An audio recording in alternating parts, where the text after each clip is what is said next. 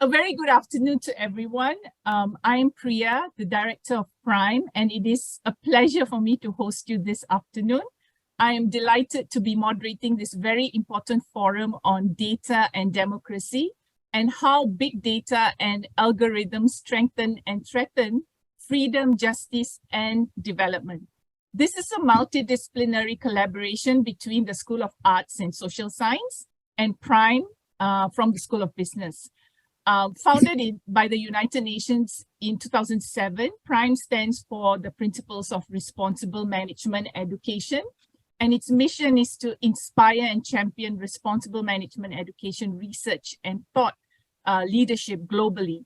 So I would like to particularly thank Nazirul Hazim, who is the Prime Champion for Education from the Department of Econometrics and Business Statistics, for leading this project. In light of the upcoming Malaysia and the US midterm elections, the connection between big data and democratic processes has gained increasing popularity and attention. This forum is therefore timely, and it is really intended to deepen the collaboration between the two schools to explore potential research projects and publication on this very important topic. I'm also thrilled to announce that our keynote speaker today is none other than Latheefa Koya, former Chief Commissioner of the Malaysian Anti-Corruption Commission, also a politician, lawyer, and human rights activist. Now, the order of the forum has been laid out to accommodate Latheefa, as she has pre-scheduled obligations to attend to. As such, the forum will commence with the speakers from the two schools presenting their research topics, followed by a short break. The second half of the forum will begin with a keynote speech by Latheefa Koya and followed by a Q&A session before we close the forum. So without further ado, I would like to introduce our first speaker. Our first speaker is Nazirul Hazim. He is Prime Champion for Education and from the Department of Econometrics and Business Statistics. His doctorate thesis studied the innovation and growth of innovative startups through the lenses of the resource-based view, RBV, dynamic capabilities, DC, and the constraint theory of innovation. His other works in monetary policy, Islamic finance, and innovation have been presented at the World Statistics Congress in 2015, International Statistical Institute, ISI, Regional Statistics Conferences in 2014 and 17, and the American Accounting Association in 2013. His current research interests include big data and democracy, climate crisis, sustainable development, and intangible cultural heritage. Today, Nazirul will explore how the recommendation algorithms employed by media platforms lead to misinformation and polarization, and how they are manipulated to benefit non-democratic agendas. Nazirul, over to you. All right. Thank you, Priya. Can you see my slide? Yes. Is that good? Is that full screen? Yes. All right. Okay. So, so today I'm going to share the things I've learned, first about the state of knowledge in big data, algorithms, and democracy overlapping field, and then what future research and research agenda that can we do moving forward. So I look at the essential elements of democracy determined by the UN, and then we look at how big data, what it is, and how it has influenced democracy around the world. And then we go to Malaysia specifically and look at how Invoke has correctly predict the general election result in 2018, and that will lead us to political micro-targeting, and then will lead to filter bubbles, echo chambers, and fake news. And then we look at how recommendation algorithm creates this feedback loop that leads to bubbles, chambers, and fake news. And then we look at something with probably the most important and threatening thing here, which is political polarization. And then look at some ways that has been suggested how we can perhaps depolarize our politics and society. And I'll end with some suggestions for future research.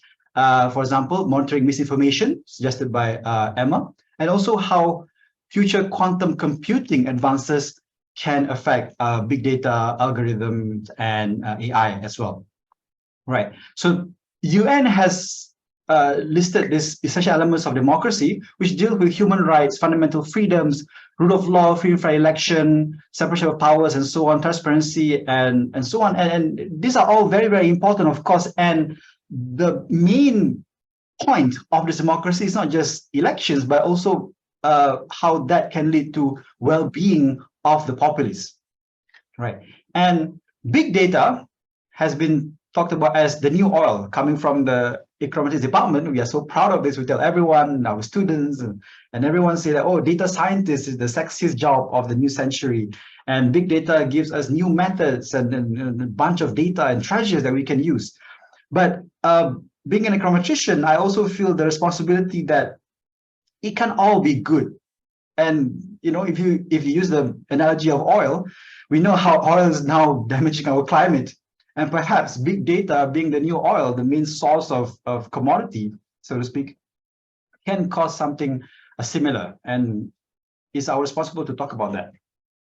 So big data, in our case, we are looking at the exponential increasing amount of digital information created by new information technologies, and also the advanced analytics used to process those exponential number of data.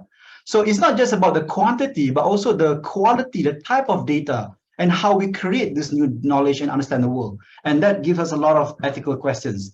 And it's a big deal because by 2030, which is about 8 years away, there will be 150 billion measuring sensors which are networked with each other. So this is what we sometimes call Internet of Things, right? And the amount of data will double every 12 hours.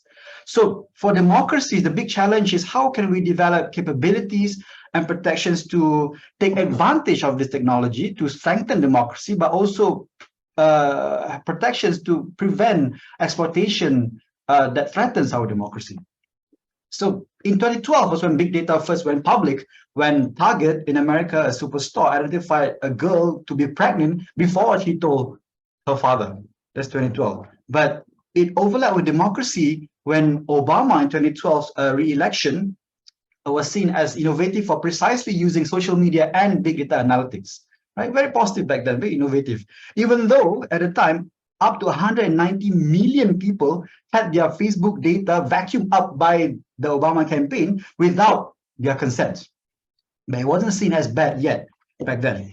In 2016, just before the election in America, Cambridge Analytica, which is quite familiar now, went on to the summit in New York and talk about how they do audience targeting, psychological profiling, which can enhance election and disrupt the conventional marketing. So they actually say they use, they can predict the personality of every single adult in America based on hundreds and hundreds of thousands of responses by the people. And so their political messages are tailored for individuals with certain personality traits.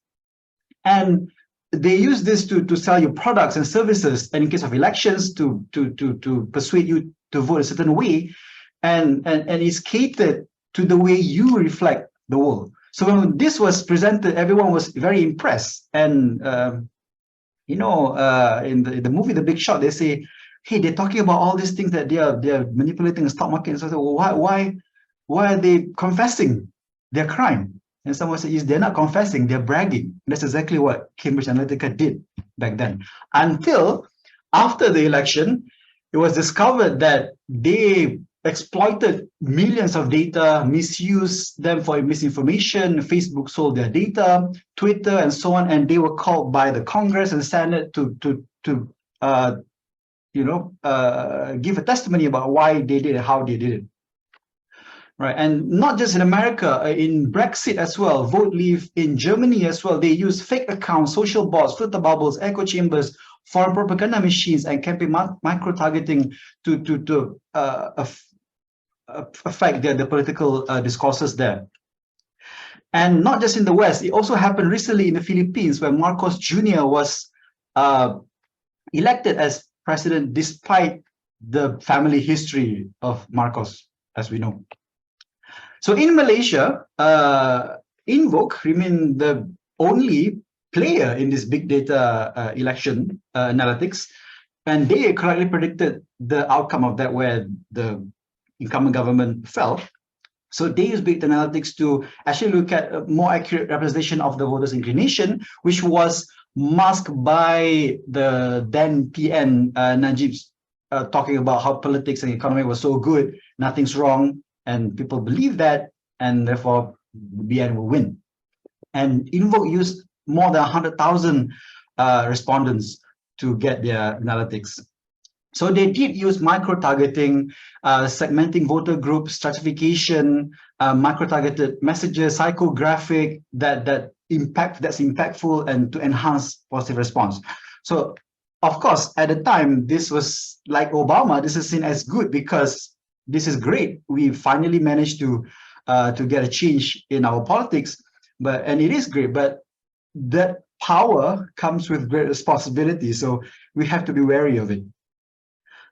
There's also an argument that isn't that good for democracy that you cater all this? Like, for example, if I as a citizen don't care about military spending, why tell me about that? Tell me about what you're going to do with social welfare. Tell me about APF. Tell me about school, education, and so on. So the fact that politicians can target to what I care about, isn't that good? In some sense, yes.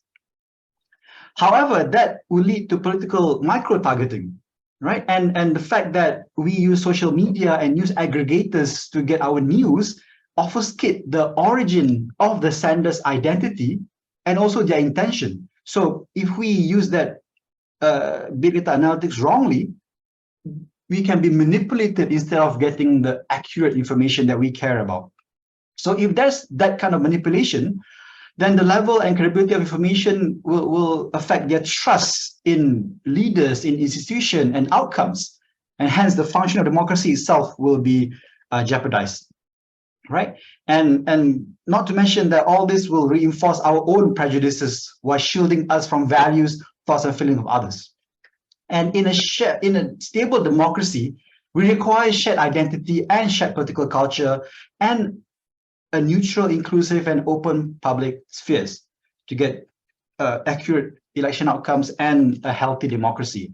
And perhaps the biggest example of where this all breaks down was when, in January 6th last year, the Senate and the Congress, the Capitol in America was attacked, which almost led well, it did lead to injury and death, and could have been a lot worse because people were misinformed and they really believed that Biden was not legitimately elected, and still going on now.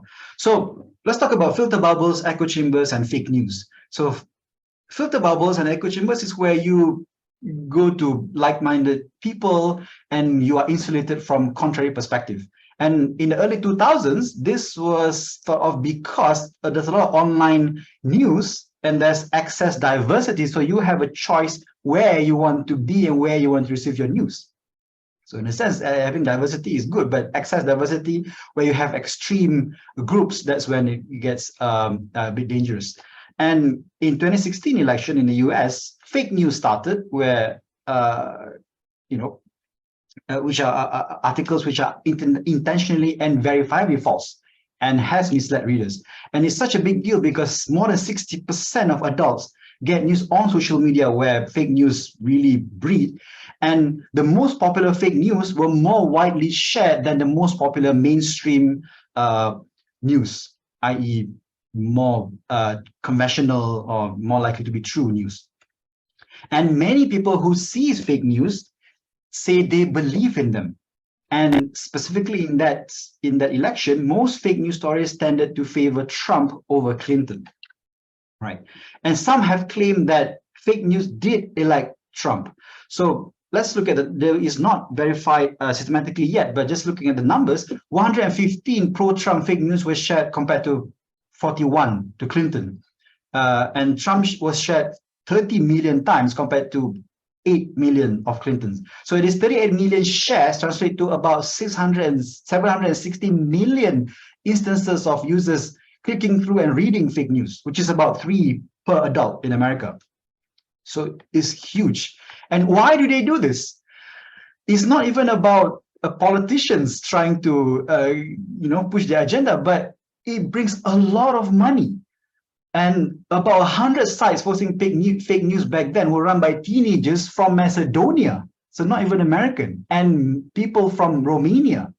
And in the US, what they have is a website which sounds legitimate, like usatoday.com, .co, Washington Post, but .co, which are not Washington Post. So they try to mimic this legitimacy and try to push fake news, right? So how does algorithm purport this? So recommendation algorithm were created by online platforms like Facebook, YouTube, Netflix, Amazon to help us make decisions. And of course, when they reinforce information about our preferences, it increases our engagement and satisfaction, and therefore their economic success. It brings them more revenue, right? It's always about money, right? So the thing is, individual decisions can aggregate and have political consequences. So how we see the world is filtered, and they can push political dialogue towards extreme and filtering out contrary opinions that can moderate that extremism. I always think about, I'm nobody. If they sell my data or profile me, who cares? I'm not important. But the fact is that one person doesn't matter, but the aggregate profile of us can be used against us and against society. That's where the danger starts here. That's why big data is a big deal in this case. So, and it works like this. It's something called a feedback loop in the algorithm. So when we are presented by some choices, which was given to us by the algorithm, when we watch some movies on Netflix or YouTube, and then they recommend us, and then we click on that, and then that choice from us is put back into the algorithm. So without the algorithm understanding that choice was suggested by the algorithm itself. So there's a feedback loop of recommendation and interaction, and that leads to what we call confounded algorithms, right? In econometrics, we called it endogeneity. So, and that creates bubbles and echo chambers when it goes on again and again and again, and becomes this more and more extreme bubble. And the thing is that pushes us to behave a certain way that the algorithm think we will behave, which is also modeled after other people that has the same profile as us. So we're not going to look at, so when the bubble starts to shrink, so we are limiting our range of behavior, thoughts, and opinions to people who are only like-minded. It feels nice in the beginning, but it pushes on towards extreme. That's when it's dangerous. So we live in purely like two different worlds, let's say. And the thing is, algorithms are purely engineering challenges. You don't think about society when they optimize it for engagement, right? But this personalization can serve as echo chambers and strengthening our prior convictions, our prior biases, and thus aggravating the existing political chasm in society. That's when it starts being dangerous for democracy. So political polarization, this is where echo chambers, filter bubble can lead to polarization, people living in two different realities, where there's a rise in fragmentation in news media and the spread of misinformation on social media. And it's on the rise in America, which is especially on the rise now that we can really see it in real time, really, but also across the world. And it's not just the people, it's also political elites, elected officials, and everyday people as well.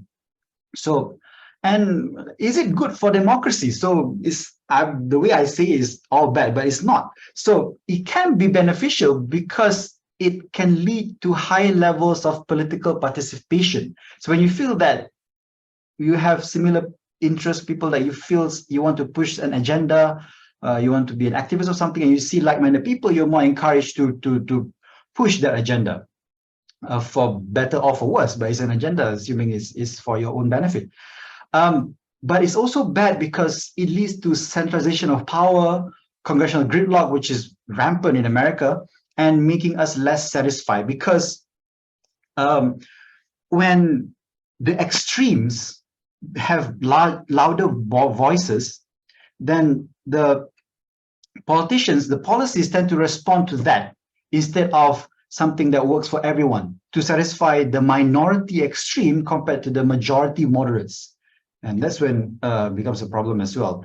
And most scarily, I feel, is that we are unwilling to interact with people who are different from us just because they vote differently. Then it dehumanizes our political adversaries, so to speak.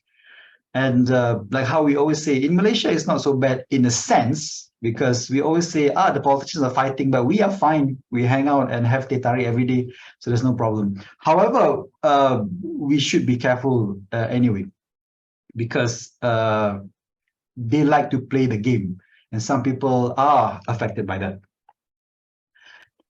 Division, ruling by division. Okay, and then so, since this polarization is very dangerous, how can we depolarize? So new research has been done to show that the algorithm can include a bit of diversity, a bit of serendipity and novelty. So this is called exploration in machine learning, right? So we can reinforce effects. So we can use some cue by social networks, offline or online, and to build more responsible algorithms for all our platforms. And interestingly, users like us, we are resilient to being shown new and possibly uninteresting recommendation. And it helps us actually discover our true preferences instead of just looking at the same thing again and again, and increase engagement. So this is good news for the platform, because they don't have to push it to the extreme. They can show us something new that maybe we might like and expand our engagement even more. And this feedback loop algorithm, that's the problem. The algorithm should mimic the ways humans discover things, from friends and family, advisors, happy accidents, and serendipitous chance. So that has not been put in the algorithm at this point, but that is one way to avoid depolarization. Okay, so research agenda. So the main thing, even though the research on this has increased exponentially in the last few years, as you can see on the left there, but barely outside the United States and Europe. And when you can see the area there, our area, Malaysia and Australia, almost none has been done on this, okay, based on this source, of course.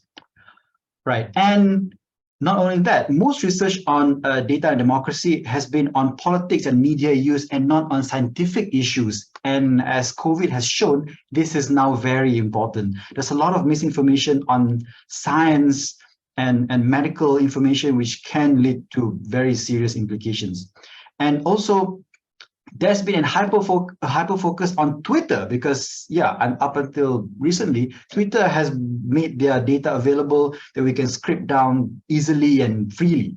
So a lot of research has focused on that, but not as much on Facebook and Instagram and WhatsApp, which Emma is doing later. So that's very interesting, and so on. And all this has different bigger audience than Twitter and different dynamics. So it's really important there. And another things we can do is monitoring misinformation, which has been done a lot in America, but not in Malaysia. So this was Emma's idea. So there are some machine learning techniques that we can use to monitor misinformation instead of just manually doing it by hand. And for example, in 2018, if you realize Facebook changed the algorithm to call meaningful social interaction to encourage engagement, people have looked at how they can improve that using machine learning techniques.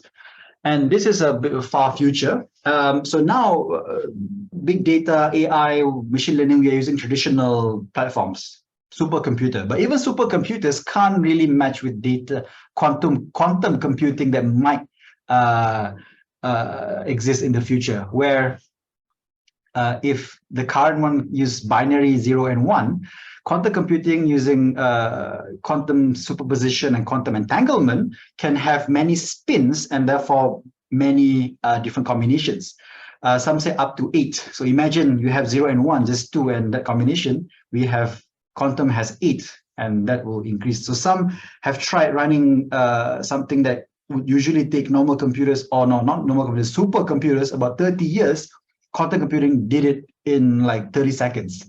That's not an exaggeration, that's real. So imagine the kind of implication that can have on big data, AI, and of course, democracy as well. So it's something very important that we have to consider. Thank you. That's all from me. Enjoy the rest of the speakers. Thank you. Thanks, Priya.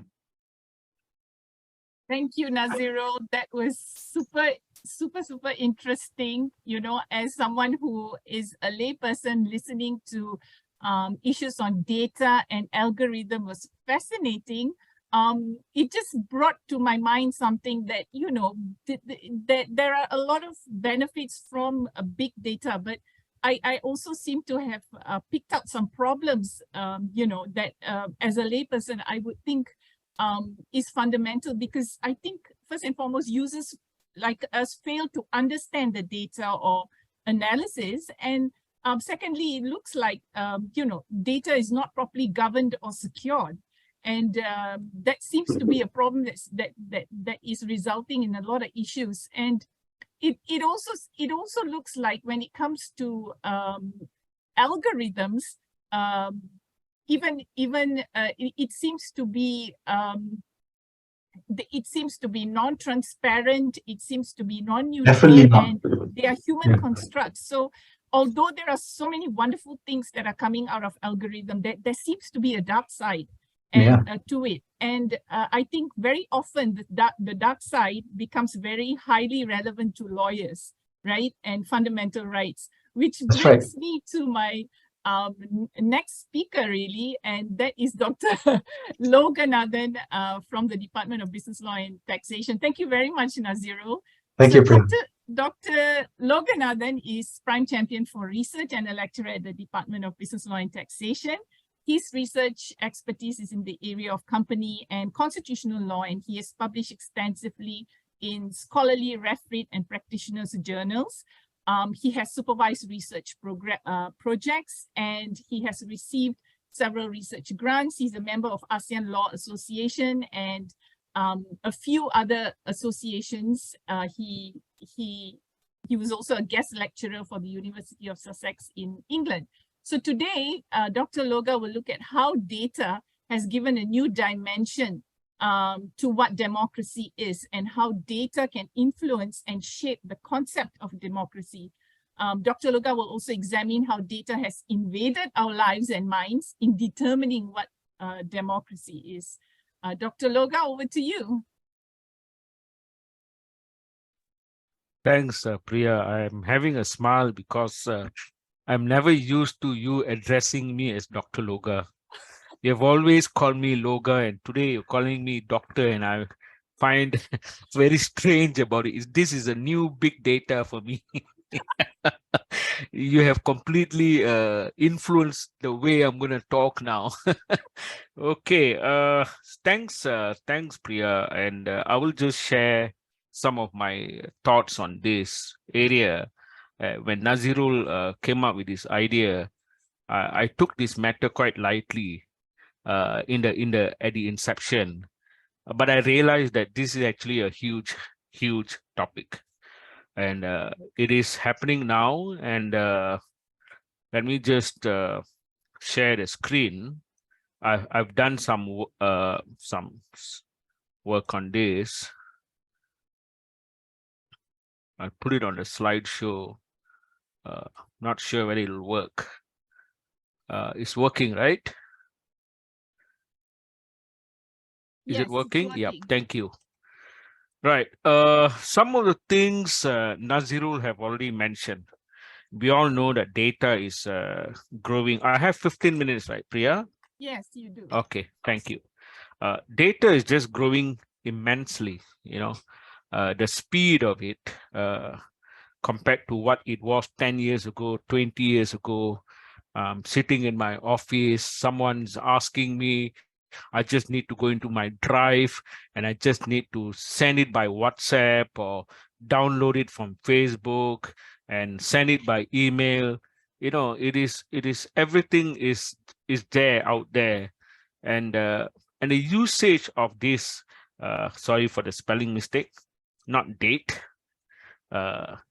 data, is just limitless. You know, there's just no limit. Kind of information which is coming. I'm not sure how many of you all were following the case regarding Najib. One of the information the prosecution, the defense was trying to put forward in the court was that the Chief Justice's spouse made a comment in Facebook in 2018 on Najib's defeat. And that statement was taken out from FB to prove that the Chief Justice should excuse herself from making a decision. So, you know, it made me think as to the kind of comments we make in Facebook, which we all think that it is just a social platform, but it is not. Even when you go for an interview, your prospective employers seem to do some form of a check on what kind of things you post in Facebook, what are your comments, and because the information is out there. And big data is actually big money. And at the time when Nazirul was mentioning, let's just do this seminar, I keep hearing the word mid-year elections. And now, without going afar, Malaysian elections is coming up, which is next month. And I was just, I stumbled upon a report 3 days ago, which says that 40% of the voters in Malaysia are undecided as to who to vote. Now, if I am the, if I belong to a political party and I want to be the leader of this country, and I have this information that 40% are undecided, I will then use big data to influence this 40%. And we all know what we do. You know, you want the best fried rice in Bandar Sunway, we go to Google, you know, and we just go for one page and we have made up our mind that this is the best fried rice. And we are talking about the 40% voters. Most probably, they are going to check the Google. And most probably, they will only go up to 3 pages. Now, at the end of the 3 pages, they would have already made up their mind. Okay, I'm going to vote for political party A or political party B. Now, if I belong to a political party A, all I need to do is buy up or influence those pages, the first 3 pages. And big data is big money. You know, and the question we have to ask ourselves is, are we trapped in this situation? Data is sent immediately. The other day, one politician, currently, I cannot say is opposition or not opposition because the House has already been dissolved. So I will just be very neutral by saying that a politician said, I have information in my hand as to why the other politician wanted to dissolve the parliament as soon as possible. I think for those who are following the Malaysian politics, you know who I'm referring to. You know, so the question is, where did he get the data from? And data is easily sent, and it has a huge impact on democracy. Democracy simply means that we have a right, we have freedom, we have choices. But do we have a choice? Let's go back to that fried rice. You know, we are influenced by Google, right? Google tells us that the best fried rice is restaurant A, restaurant B, restaurant C. Google says that. And then let's say you are with your friends and you tell, let's go to restaurant D, right? And your friend will say, no, we just checked Google and Google said go to restaurant A. And let's say there are 10 of y'all, 9 of them said, yeah, Google says restaurant A rating is 4.5. Let's go for that. And if you were to say, no, let's go to restaurant D, you are the minority. You don't have choices anymore. You follow the herd. It's the herd community. You know, so I have 2 questions on this issue. What is the extent the laws keep pace in regulating big data? And do laws actually regulate manipulative technologies? I'm not sure how many of you all remember the case of Volkswagen. Volkswagen used a manipulative technology to manipulate the software.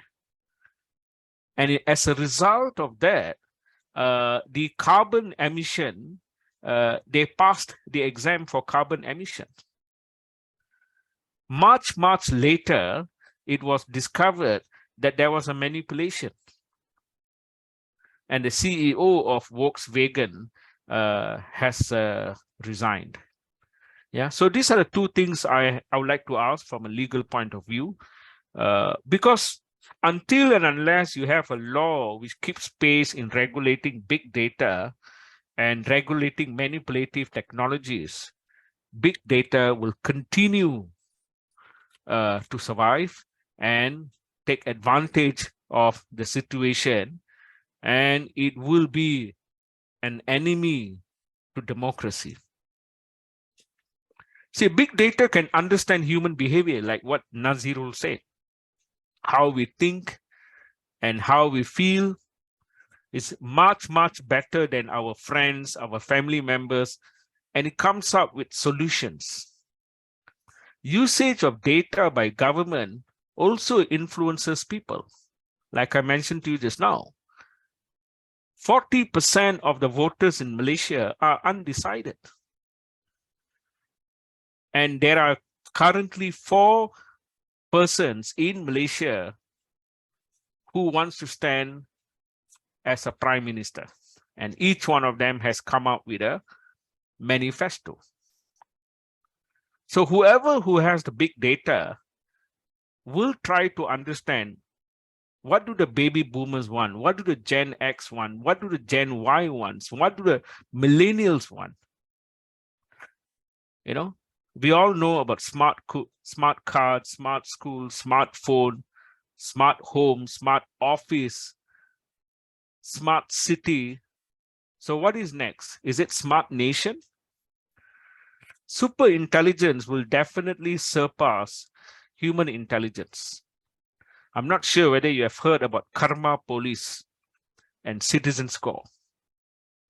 Not in Malaysia though, but in other countries. In other countries, they actually have this thing called Karma Police and Citizen Score. So what happens is there is a certain score. So you take part in this test, and the test will then give a score. For example, you would have noticed even in Facebook, you have that.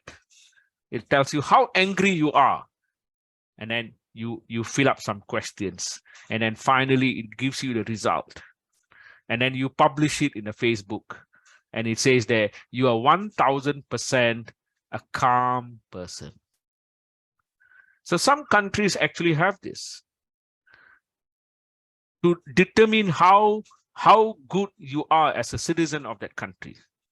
So when more is known about us, the less choices we have. Programming computers has now transcended to programming human. Government will control society for certain economic and social outcomes. I think COVID is a very good example. You will always hear one school of thought which will say, oh, the vaccination is not good. And then you will hear another school of thought which says the vaccination is good. But we all were put in a situation where we couldn't run away from that. We had to get ourselves vaccinated for the benefit of the health. So that is one example of how the government controls society for certain economic and social outcomes. But the danger of big data is hacking. If party B can hack the system in such a way, all information regarding party A is being published in the website, then that will affect party A. Or there is not adequate transparency, or there is manipulation, like what I mentioned to you just now about Volkswagen. The problem is, at the rate big data is moving, the mass population do not seem to resist. I mean, we wake up, what's the first thing we do in the morning? We check our handphone, right? Now, for those who are interested to know what's happening in Malaysia, you might just check what's the news. And let's say the news says something bad about certain ministers, right? And you want to double check with that in Google. The same information keeps coming. So that has already influenced your mind as to the credibility of a certain person. Immanuel Kant says, a state that attempts to determine the happiness of its citizens, to what extent? Now, I would like to draw your attention to the Malaysian law, which is Article 5 of the Federal Constitution, that no person shall be deprived of his life or personal liberty save in accordance with the law. When this was drafted in 1957, people interpreted this article in relation to basic needs. I would like to expand it even further. At the rate big data is moving, at the rate big data is influencing us, it seems as if we are deprived of our choices in life. Certainly, data protection laws are not compatible with collection of data. I went to a fast food restaurant the other day, and I wanted to order some food. And the guy says, no, there's no menu. You just scan this barcode, the QR code, sorry. When I scan it, it's asking for my name, it's asking for my telephone number, it's asking for my address, which I find that is personal details. But let's assume I don't have a choice. Then what happens is I order. Tomorrow I get a phone call. I'm sure all of y'all, or most of y'all, do receive phone calls from the banks or from the insurance companies. And you wonder, where did they get the information from?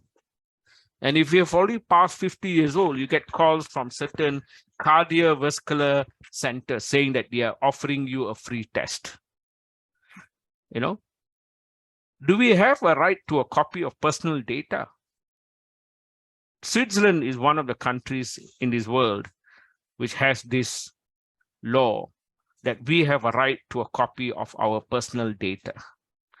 We all know how our personal data has been leaked, but again and again it was denied. I think the way forward will be to decentralize the system. Every single organization seems to be asking for our personal information, personal details. We need to have a right to self-determine. Even when we are driving, we are looking at a smartphone.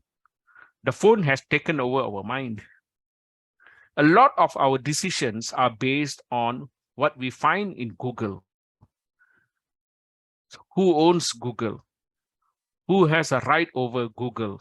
Who controls the information in Google? So there must be some form of transparency. And I think it is time to educate the millennials about digital literacy. And I think we also need to follow the approaches taken in the European Union about big data, about personal details, about personal protections. I think that will be the way forward. And until and unless laws are enacted to regulate big data, there is definitely a threat to democracy. Even then, laws are not the only solution. It's not the only panacea.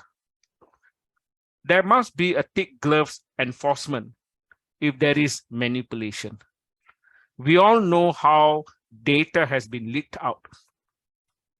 So we need to identify who leaked the information out, and we have to go after them. Otherwise, there will be continuous encroachment of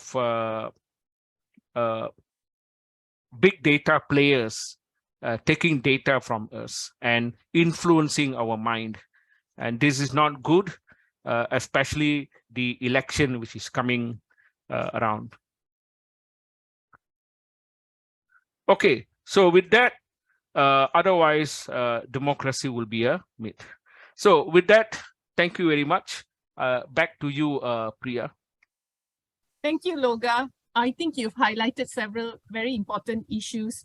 To me, it seems that there's a lot of issues with regard to ownership, transparency, digital literacy, and you know, it seems to me also that the law is far behind, and we haven't caught up with what big data is doing in terms of personal rights or democracy as well.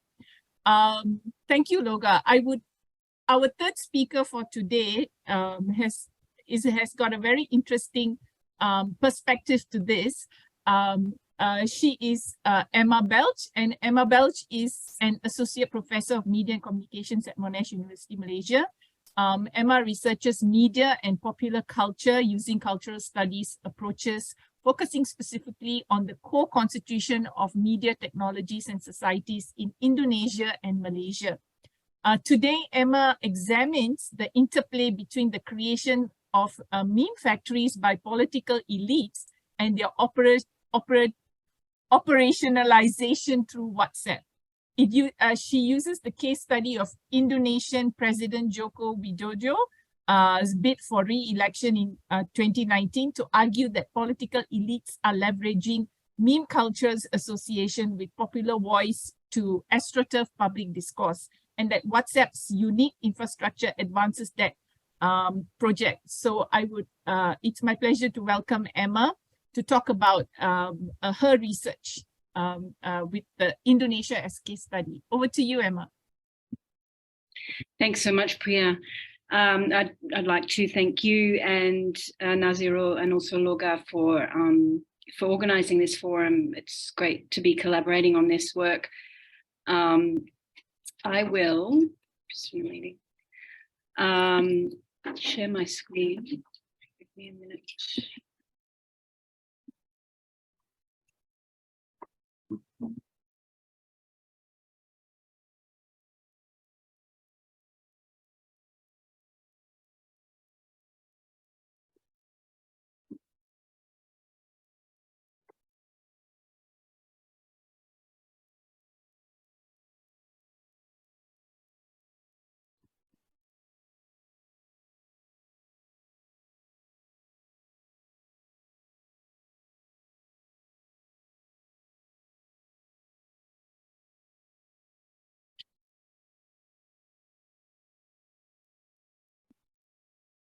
Okay. Apologies for that. So I'm going to be talking about something that happened now a while ago, almost 4 years ago now, but I think it's still important and interesting to reflect on, especially in light of the current campaign for the Malaysian elections, G15, because what we're looking at here is something of a turning point in the way that online campaigning is conducted. And the study looks at some of the things that change when WhatsApp is used for campaigning. So this was something that people started to notice around 2019, actually, where there were a number of elections that took place using WhatsApp in various places, including Indonesia, but not limited to it. And the other places are Brazil, also Kenya, I think, India, Sierra Leone, Malaysia in 2018. Also, there was WhatsApp was a feature of the campaigning here, and there's been some research produced about that as well. So I'd like to talk about what happens when WhatsApp is brought into election campaigns, what changes, and put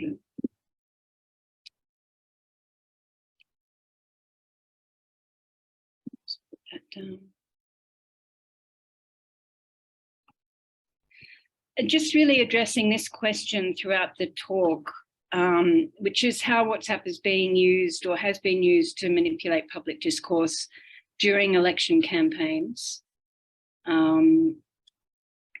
So the word that you used, or I used in my introduction that you read out, Priya, was astroturf. And some of you may be aware of what that means, but in case not, sorry, it's not moving through. I'll talk about that in a moment. You can see from this table how much WhatsApp, uptake has increased over the second half of the 2010s, basically, which provides a bit of an explanation for why WhatsApp became important for election campaigns around 2017, really. There's been a huge growth in WhatsApp's spread and uptake across the world, and it's grown even further in 2022, exceeding 2 billion people, 2.24 now. So a very important tool for reaching people with campaign messages.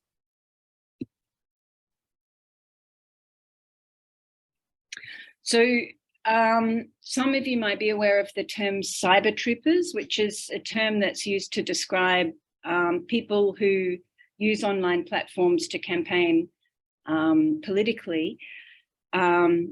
And that's a sort of a general term to describe any kind of political campaigning that takes place online, and it's organised. And within that, there's the idea of astroturfing. Astroturfing is a specific kind of cyber trooping, and it involves people who are paid to surreptitiously influence public discourse, basically. So they're paid to spread messages as if they are independently operating, and they create messages that look as if they're coming from the grassroots.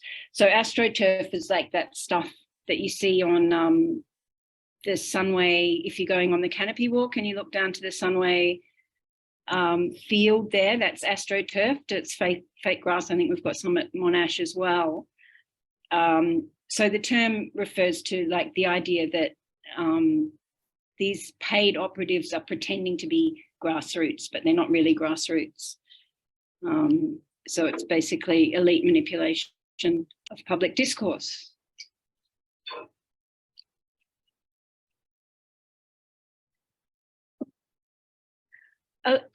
Some of you may be aware of a lot of the news surrounding WhatsApp and the problems to do with WhatsApp, and how WhatsApp is used in election campaigns, among other kinds of campaigns, such as health.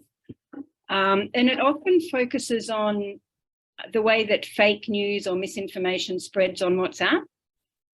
The reason misinformation spreads so easily on WhatsApp is because it's encrypted, so it's very hard to regulate the spread of messages or information. And this has been the focus for a lot of the, the concerns or the worries about how WhatsApp operates or serves to shape public discourse. But there are other reasons that WhatsApp is important in terms of how it changes the way that campaigns can operate. And the first one is that it's an online device or an online tool that's used widely, and it's spread sort of beyond the urban middle classes who have conventionally been the focus of online campaigns. So when WhatsApp began to be taken up by people who live, in rural areas, people who are not educated middle-class people, online campaigns began to be tailored towards a more sort of general audience or more general internet user or online user, which is not necessarily the urban middle classes. And so when campaigns are tailored for WhatsApp, they are being tailored for new audiences.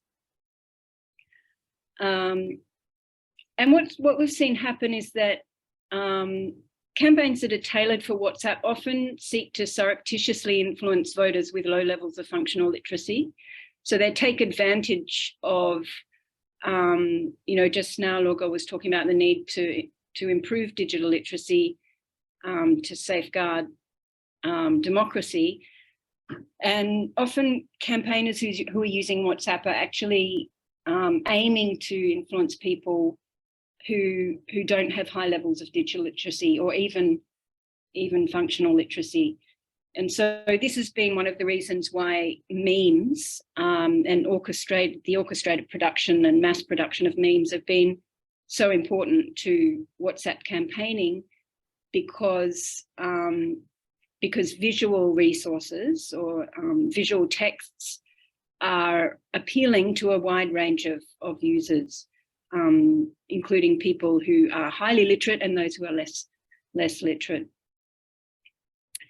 The other problem with WhatsApp is related to its encrypted nature, but it's not directly related to fake news.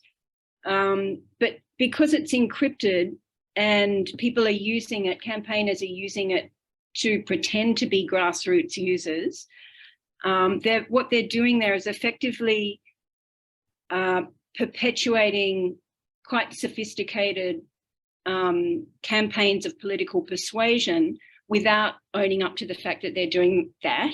And so users don't know that they're being subjected to these campaigns, they don't know that they're the targets of persuasion strategies, basically, which undermines democracy.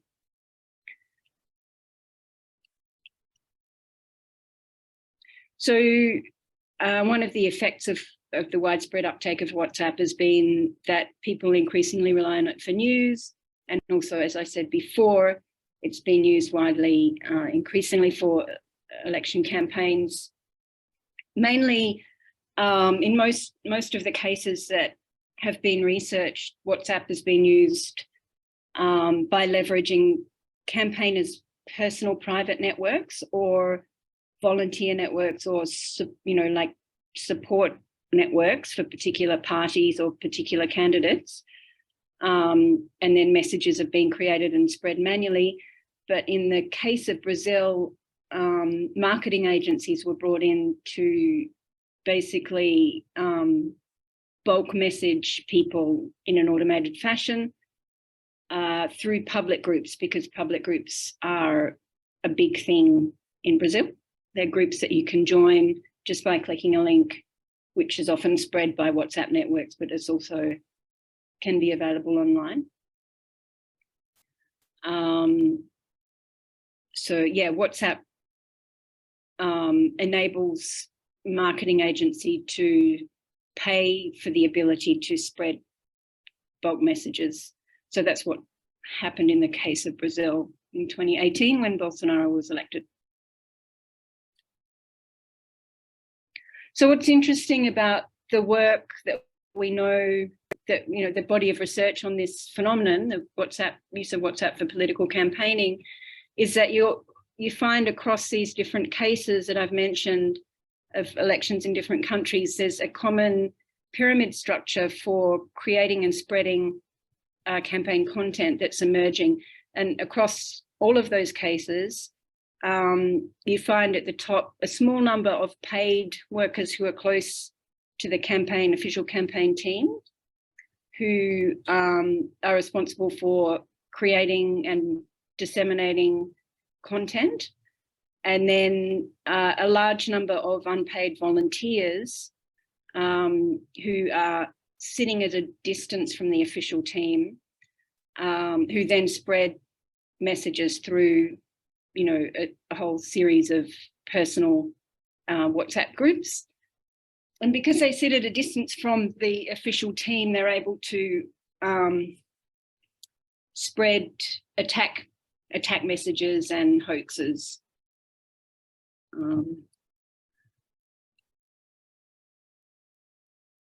So in the Indonesian case, the WhatsApp user base actually increased an enormous amount over 2015 to 2020. It increased fivefold. And this is like an explanation of the reason why it was so important to bring WhatsApp into the campaigning, is because 66% of these this new user base were aged 18 to 34. And that age group represents 42% of voters. And so both candidates were trying to persuade this section of voters to vote for them. So there was quite a vicious campaign to get the vote of these millennials and Gen Y, I guess, 18 to 34. And in the Indonesian case also, you saw this pyramid structure, which I'll talk about in a bit more detail, of a small number of paid workers at the top, and then an enormous number of volunteers who spread messages and sort of extended them, and then made, you know, their own memes, which were sometimes attack memes or hoaxes, and were responsible for spreading them through WhatsApp networks, particularly groups. So the research we did, which has been published in New Media and Society this year, was based on 8 interviews with campaigners. And as far as we could tell, it's the first piece of research on WhatsApp that uses this method, because campaigners, because they work surreptitiously, they're notoriously difficult to access. We accessed them because one of our co-authors was part of the support group for Joko Widodo. So we had access to Joko Widodo campaigners, but they were very secretive, and they were very strict about sharing particular kinds of information and particular kinds of content. And so we were really relying on that one co-author who knew these people personally. So that was good, because it meant that, you know, we could really get a sense of these things that we were interested in knowing about, which was the structure of the campaign team, their strategies for creating content, and how they used WhatsApp to spread content. So these are the names, or their pseudonyms, of the people that we interviewed at the top. In the official team, there was Maman, Maya, Aziz, Pranoto, and Sugi, and the volunteers were Zadrat, Malik, and Rudy. So just talk quickly about, you know, what we found out about the structure of the campaign team.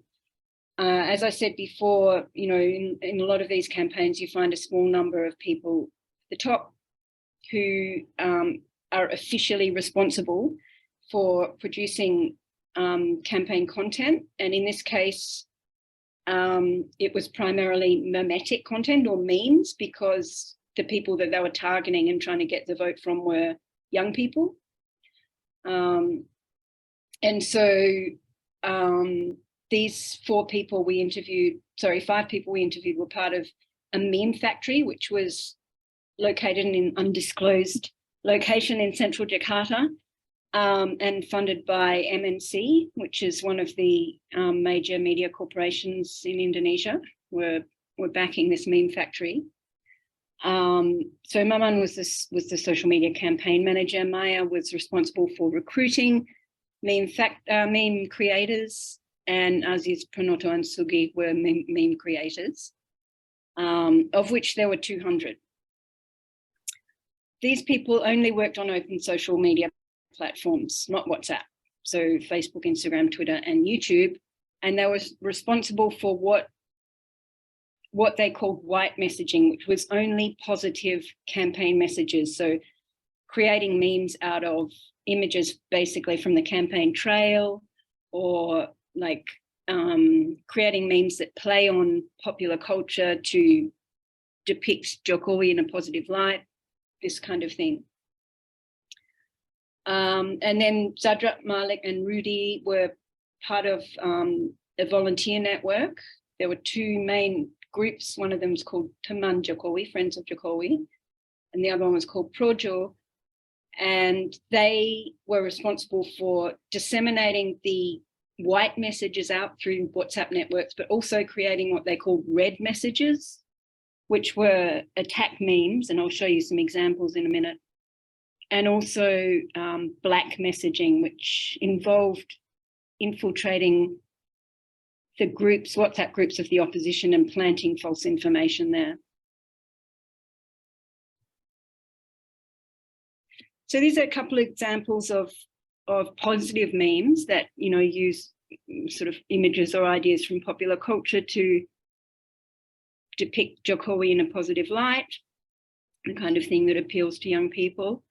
Here we see Jokowi as Thanos, and the one on the right there is referring to a sort of well-known Indonesian film from the early 2000s, which had its sequel come out not long before the 2019 campaign. So that's identifiable by the color scheme there. And the Ada Apa, What's Up with Raisha, is a play on the title of that film. So these are examples of red memes or attack memes, which often, there were two themes, I think. Oh no, three maybe. One of them was attacking or commenting on Prabowo's single status because he's divorced. And another one was questioning his Islamic credentials. And then another one was questioning his human rights record because he was implicated in the kidnapping or in the disappearance of a number of activists in the 1990s. So on the left there, you can see, you know, Prabowo at the bottom with, you know, his only friend in the world is his horse because he loves horses. And then on the very right, SpongeBob is asking Prabowo if he's done his Friday prayers yet. And he said, yeah, I did them yesterday on Thursday. And so that's a comment on, you know, his Islamic credentials.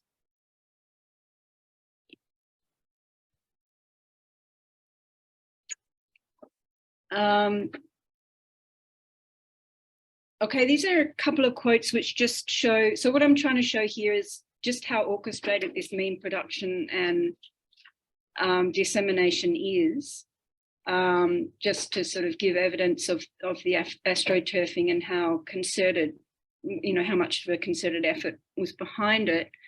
So this is a couple of quotes from two of the volunteers, Maman and Zadra, and Maman's talking about how every day at 12 midnight, They had to come up with new hashtags, new issues, new counterclaims, and try and, you know, make memes that fit the themes of the of the campaign themes, which are, you know, decided on and reviewed every day on a daily basis. And, you know, Zadrak brings up a similar point, which is that because it's on social media, the battle is being fought by the second, not the day. And so he says there's like several meetings throughout the day to review the message. And, you know, there'd be certain kinds of messages in the morning, which was like light themes taken from the campaign trail. And then later in the day, you'd get sort of more of a play on popular culture, you know, targeting the young people. Yeah.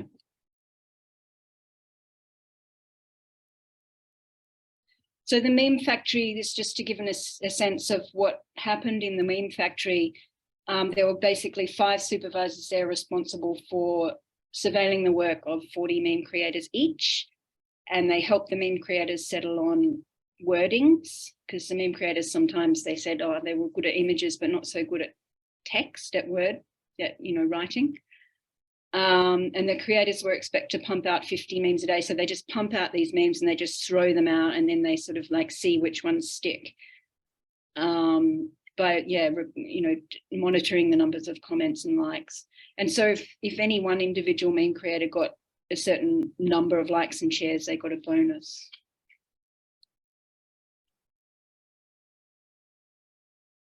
This is an example of how the campaign team leveraged gaffes.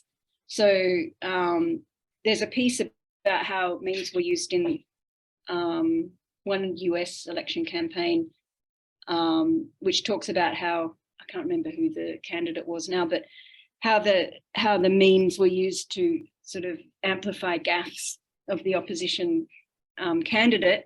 And this happened also in the Indonesian election, where in one of the debates, Jokowi asked Prabowo what his plan was to develop unicorns. And Prabowo said, what's a unicorn? That is, are they those online things? And so then, you know, there was just like loads and loads of memes coming out about Prabowo's, you know, the fact that Prabowo didn't know what a unicorn was, and how could he be a good president if he didn't know what a unicorn was. And so what you see on the top there is, you know, Jokowi thinking about, oh, what am I going to do to help startups? And Prabowo was thinking about an actual unicorn dabbing. And then on the bottom, yeah, you have both of them on a unicorn with Prabowo's Jokowi's flowing hair. So there are all these sort of, you know, lots and lots of unicorn memes that were created out of the meme factory.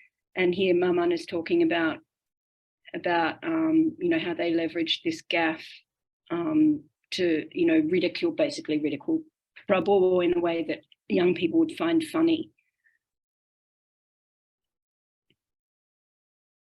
So here we see them talking about WhatsApp. The volunteers talk about WhatsApp and how they, you know, how they sought to influence the discourse on WhatsApp. So Zadrak is saying he just spread the memes out. He didn't really seek to, you know, say a lot, or, you know, try and, you know, add text or to the WhatsApp groups. But if he found anti-Jokowi comments emerging in any of the groups, he'd sort of seek to counter it by posting a pro-Jokowi meme. And all of the volunteers confessed to planting incriminating misinformation about Prabowo that made Prabowo's campaign appear unprofessional. And they also said that they had numerous WhatsApp accounts, which allowed them to get around the limits to forwards to any one account. So they'd forward to 5 people on one account, and then they'd shift over to another account and forward to another 5 people. So this shows the limitations of attempts to regulate misinformation spread on WhatsApp. Okay, so that's the end.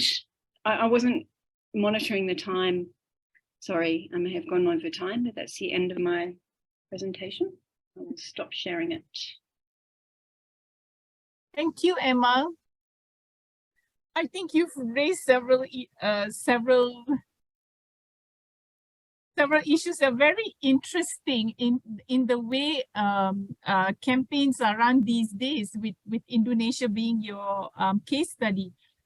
You know, astroturfing for one, and then we have how you looked at how memes are being used, and it seems that these techniques are being weaponized.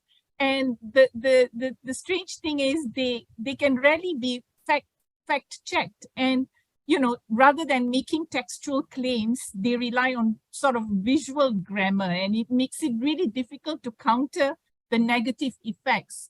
You know, this seems to be a new genre of political communication, which, you know, rests on inside jokes and triggers emotional reaction. And I think it's really interesting and also very worrying, because then you do not have, you know, like for example, astroturfing campaigns could eventually replace true hard-fought grassroots movements. So it seems to be quite worrying. Before we move on to our fourth speaker, I would just like to acknowledge Latheefa Koya. Thank you for being with us here today. We will have Dr. Preeti's presentation and Dr. Stefan right after this, and then we will have a short break, and then we will invite Latheefa Koya to give a keynote her keynote speech to us. So without further ado, Dr. Preeti, let me just introduce you. Okay, so our fourth speaker is Dr. Preeti Ragunath. She's a lecturer in Communications and Media Studies at the School of Arts and Social Science. Her research has been in the intersections of global media studies, media policy studies, and ethnographic methods in South Asia. Today, she's looking at the intersection of democracy, data, and governance, and she draws on ideas of deliberative democracy and brings that understanding to study how policy making and governance of data is being imagined and practiced. Over to you, Preeti.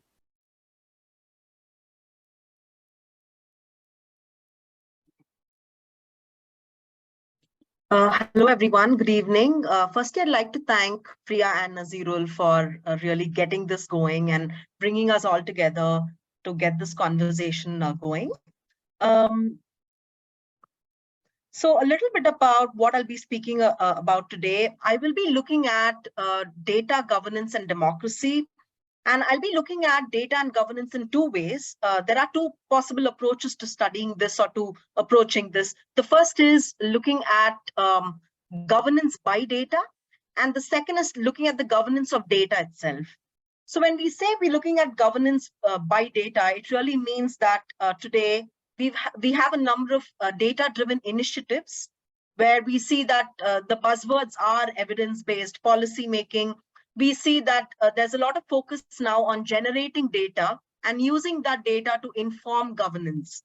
And this goes from various governance initiatives by governments, but also to enhance public sector undertakings or interactions with the private sector. It informs various sort of negotiations that are taking place in various countries today. The next is one of the aspects of that comes to mind when we think of what evidence-based policy making means is the very politics of defining what data means and what evidence means. So, in the wide array of information that is available, what really constitutes as data that can be looked upon as evidence and can be used for policy making and for governance purposes has only received a lot of accentuation because of the process of datafication, which is, of course, the quantification of human life into numbers into data, what is recognizable as data. So there are now conversations around what we mean by good data and what we mean by data for good. In other words, I mean, we have a plethora of data sets that are available today because of the increasing amounts of datafication that is going on with the deployment of high-end technologies like AI, like machine learning technologies. And I mean, not all data sets can be used for various purposes of governance. And therefore, a lot of technologists and a lot of public policy scholars are now looking at what it means to have good data in place in order for it to inform governance. The second bit is, of course, how can we use data for good? In other words, I mean, just like we've seen across the many presentations today, datafication and technology use has entered the realm of governance and democracy and electoral politics in such widespread ways today that it's being used for insidious purposes and in a big way. And therefore, there's a lot of conversation now on using data for good. So I just wanted to flag off these categories of conversations that are happening today. And the next is, of course, when we talk about datafication and governance, the next aspect that comes to mind is, of course, surveillance as governance.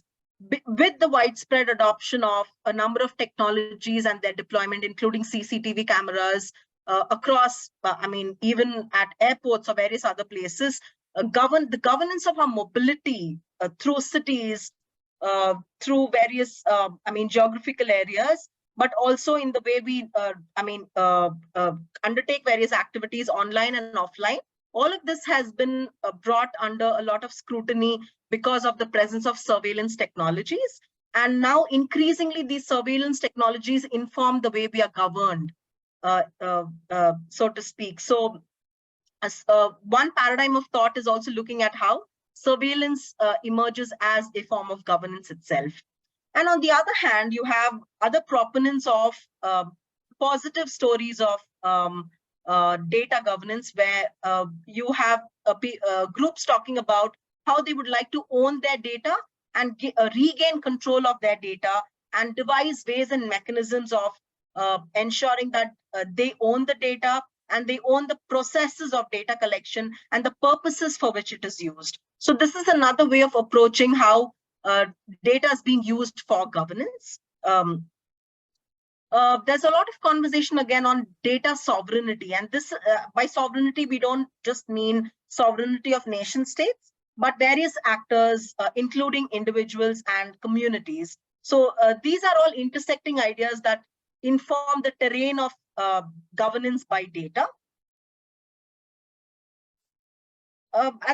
And the next aspect that I'd like to talk about is the governance of data itself. And this is something that Dr. Loga touched upon. There are numerous conversations now on, coming up with various regulatory and legislative frameworks that are being explored or have been actualized in various countries and regions.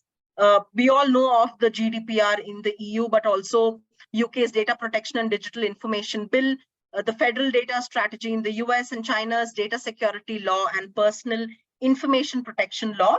These are some of the legislations and regulatory frameworks that have been that are either currently in progress or have been implemented in various countries. And we're now at a stage where we're talking about different models of data governance based on the approaches that various countries are taking. We're also talking about cross-border data flows and how some countries have a protectionist approach to data, and this may not be confused with data protection, which is a whole other privacy-related aspect, but how countries are looking at the market of data in various ways.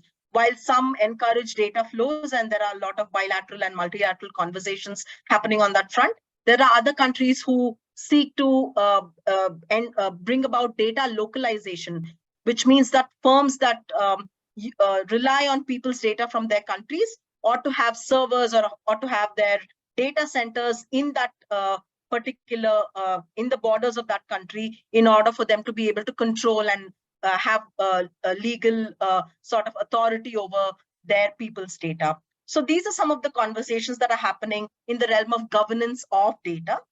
What I'll be talking a little bit about today is about data undemocracy, which is, and then move on to speaking about data democracy. What do you mean by data undemocracy? This is, of course, drawing from some occurrences that have taken place in India over the last few years.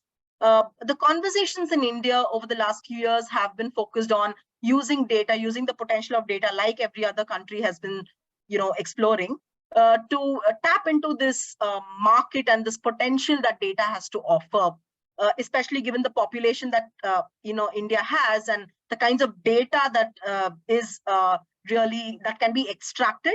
A number of parties and actors are very interested in exploiting this potential of data right now. And I'll be talking about three instances. The first is the coming up of something called the India Stack, which is the data architecture and the technology architecture, which on which is built the Aadhaar, which is the world's largest biometric system. And it has been extremely controversial. The conversations and the decisions around Aadhaar have been extremely controversial because it seeks to implement biometric technologies for something, for aspects ranging from people's access to their everyday food and a monthly ration to accessing various government services. It's been including, accessing your class 10 certificate, for instance, education certificates, etc. So it's being implemented on across a wide array of sectors and services provision, and it has come under a lot of scrutiny because of the lack of ethical and privacy safeguards. And this was only seen and laid bare during the COVID-19 pandemic, when they built the contract tracing app called CoWIN on the basis of India Stack, which itself is very problematic because it's a privately owned technology architecture, which is then made use of by the government. And therefore, when the community of software engineers or technologists who build India Stack or who work in the India Stack do so on a voluntary basis, and therefore there is no guarantee or no implications of who has access to data, who has access to the know-how, and who has access to the inside information on how this architecture is built, on the basis of which then all these other services are made available to people. So it has, the consequences of the potential consequences seem quite dire and dangerous. And this was seen just as an example during COVID.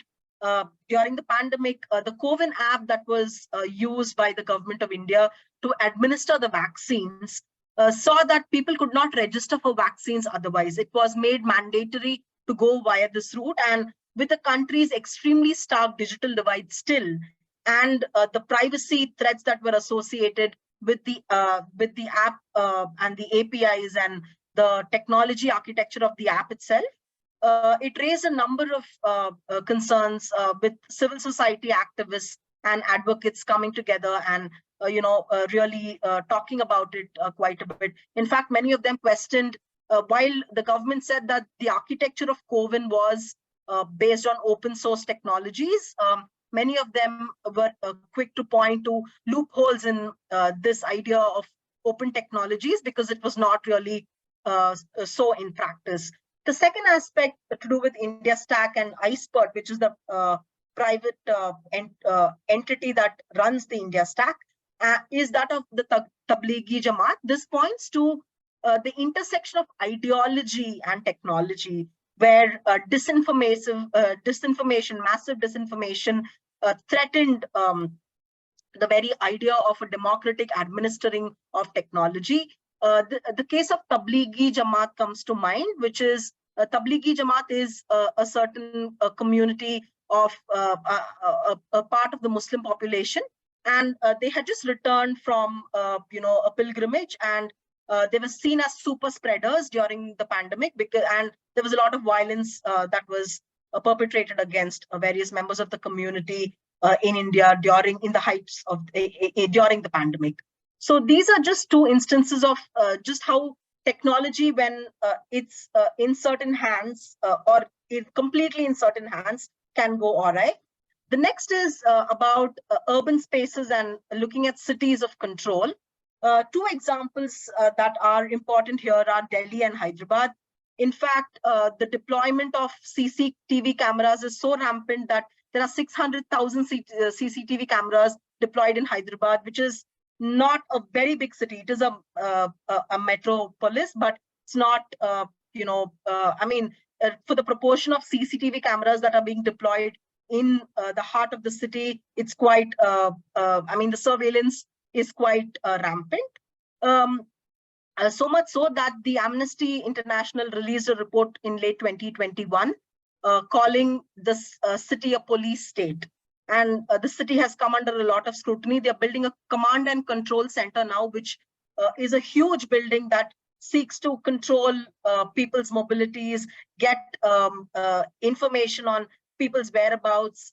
And this has had cascading effects on the everyday life of people, where people are now being asked to stop, their motorbikes and, I mean, hand over their cameras and are being photographed in order for them, just because they're seen as suspicious. So it has a cascading effect on the everyday movement and everyday activities of people and the way they are being profiled, especially from certain pockets of the city, which are seen as more prone to crime. And it raises a lot of questions about how certain people are seen as criminals or potential criminals, and how law and order is then moved and enforced in that direction. The third aspect is about data governance in India itself, which has seen a number of, I mean, there's been a lot of flux in this space. The first draft of the data protection bill was proposed in 2018 and put out for public comments then. And since then, the number of shifts that this trajectory of the data protection bill has seen has been quite confusing for anybody who's been following the space, especially because the number of versions that have been put out of this draft bill that has then been withdrawn and raises a number of questions on why this is happening. And there has been a lot of reportage on how it's being readied in a manner, and the timing is being put forth in a manner in order for companies that are sort of seen as close to the government to benefit, private entities and corporations to benefit from the delay, in order for them to understand what the requirements or the clauses of the bill are, and so that they can really move ahead. And then we'll have the bill being, tabled and without too much of a debate. That's been the trajectory. In fact, the person who presided over the first data protection bill, Justice Sri Krishna, who is a very renowned lawyer and legal expert, has come on record saying that it underscores a number of Orwellian tendencies, and I mean, it's quite dangerous, the various versions of the bills that have since come into the public space. All of these showcase that, I mean, the movement the movement of the country towards datafication and capitalizing on the data economy, so to speak, is not a neutral one. It's not fair and free and based on competition either, if one has to go by the market logic. It is one that has been, that displays a number of tendencies that are more ideological in nature, including on the lines of religion, including on the lines of segregation, that already are a big facet of Indian societies. So given this as an example, how do we then reimagine data and governance?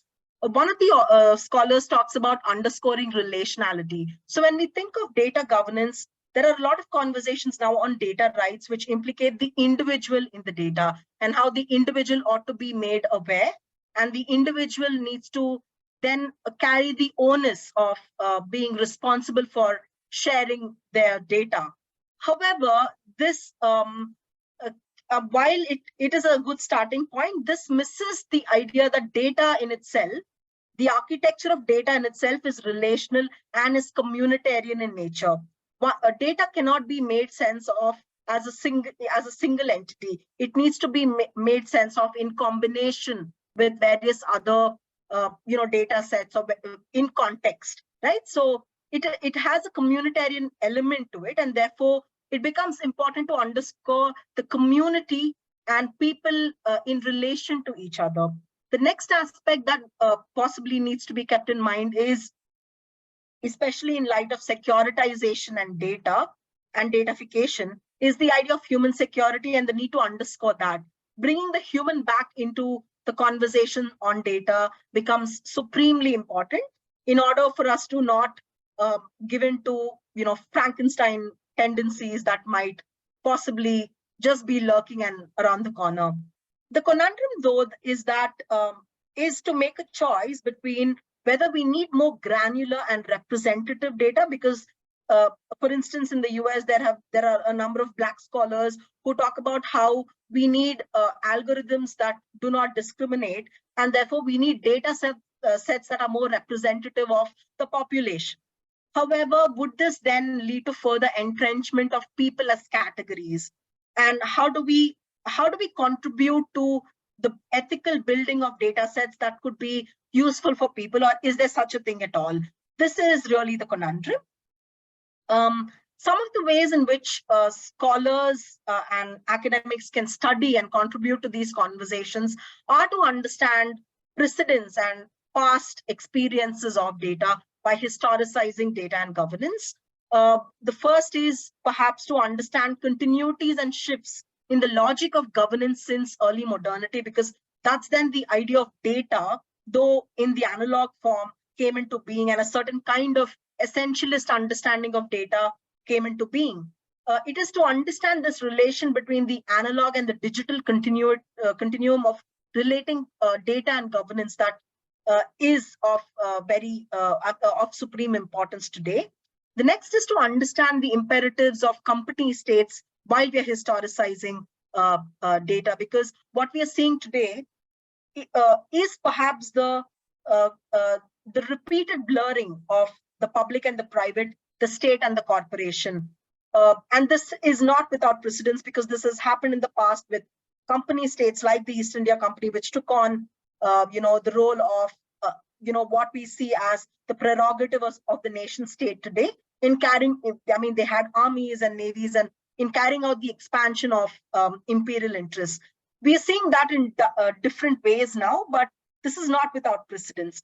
The second is the third aspect is to understand these colonial legacies, to then examine post-colonial continuities and shifts, and perhaps to center decolonial aspirations with all the conversation that's happening now on decolonization and decoloniality as priority, from decolonizing the curriculum to museums to various aspects of polity. It becomes important to bring that conversation into the data governance or the governance of by data space, the intersections of data and governance. And some questions and considerations in doing this are whether we need more data, whether we need more good data, and if we can democratize datafication itself. And to answer the last question, in order for us to democratize datafication, we need to move beyond a universalized conceptualization of data and what that means, and to tie it solely to representative democracy to move towards deliberative democracy. Now, various scholars have spoken about deliberative democracy in various ways. It is premised on the Habermasian ideal of communicative action and the Rawlsian conception of justice. There are scholars, pioneering scholars like John Dryzek, who talks about the deliberative turn in the theorizing of democracy, especially since the 1990s, which means that we center people's conversations. To put it simply, deliberation as an epistemology means that we center people's center a talk-based approach and ideas of civility in society. And this would be a starting point in analyzing whether we are moving in any direction towards democracy that is built on fair data practices, especially with the pandemic as context. This has only accentuated the digital turn in ways that we know today. And we've seen the digitization of the policy process itself. So we no longer just have policies for the digital, but policy process and policy making itself has become or is being digitized. We have public consultations happening online. That's just an example. But various aspects of in the value chain of the policy process are being digitized in various ways. And therefore, we need to weigh in as people and as the public, as a responsible public, and as socially engaged academics, in order to ensure that this digitization of the policy process is inclusive and is deliberative in nature. This has to address concerns of access and digital divide, which continue to shape opportunities for deliberation and the deliberative potential of the policy ecosystem in which data governance happens. And then for us to even think of what a digital deliberative democracy would look like would mean that we take a good view of how we need to go beyond an ideological deployment of technology and datafication, and that's just the starting point. So with that, I'll end my presentation. Thank you so much.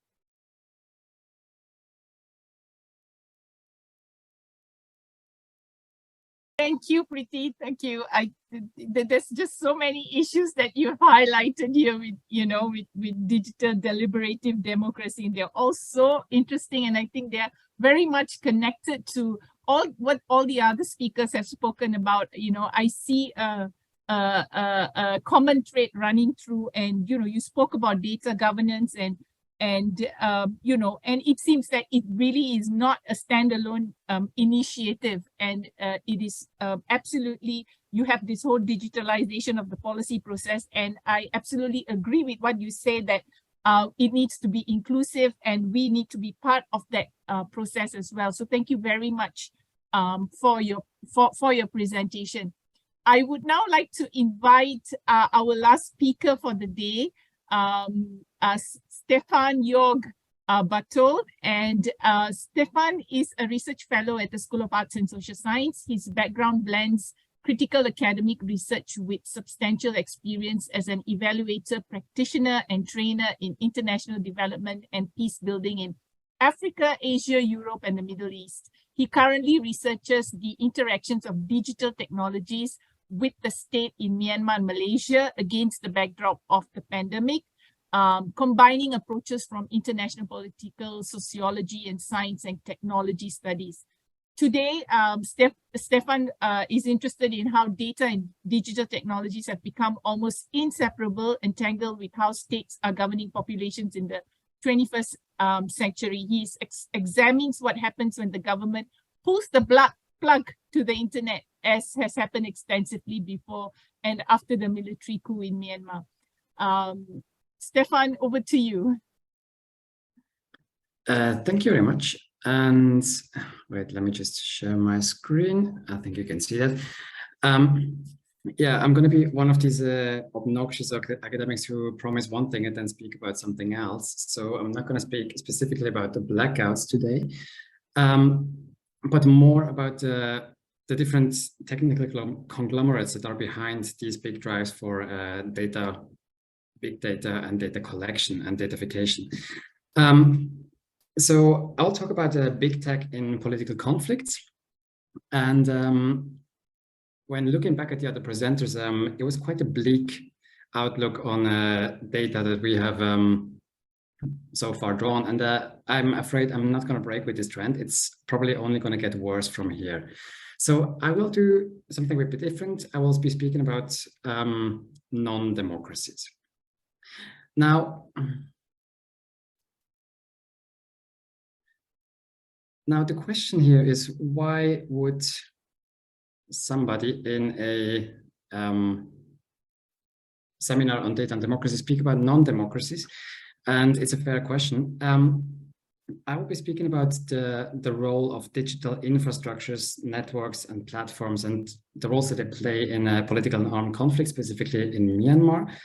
And I think the significance of that is actually, if you want to learn something about the different mechanisms that play in democracies, looking at non-democracies is actually not a bad idea. because the mechanisms that are at play there are also relevant for less conflictive and less polarized and less authoritarian contexts, but they're oftentimes more extreme, and you can learn a lot from these contexts for better or worse futures that are to come for other societies. So to give you a quick overview of what I'm going to talk about, I will be splitting this in 4 segments, more or less. One about digital tech in the majority world, then speak a bit more specifically about Facebook in Myanmar, its political implications, and then I try to come to a conclusion. So digital tech in the majority world, this is a bit to explain the specific perspective or approach that I'm using for my research. It is an approach that I would term a post-colonial version of STS, of digital platforms. So STS stands for Science and Technology Studies. That is a particularly social science perspective on technology and on science. So basically, it is studying the interactions between technology and humans. And it is very interested in networks that form between humans and non-human actors, so technologies or smartphones and so on, and how agency is distributed in such assemblages. So you could say, well, most analyses are usually interested in how people are using technology, which is very straightforward, but STS would also be interested in the other way around, also in how technology uses people.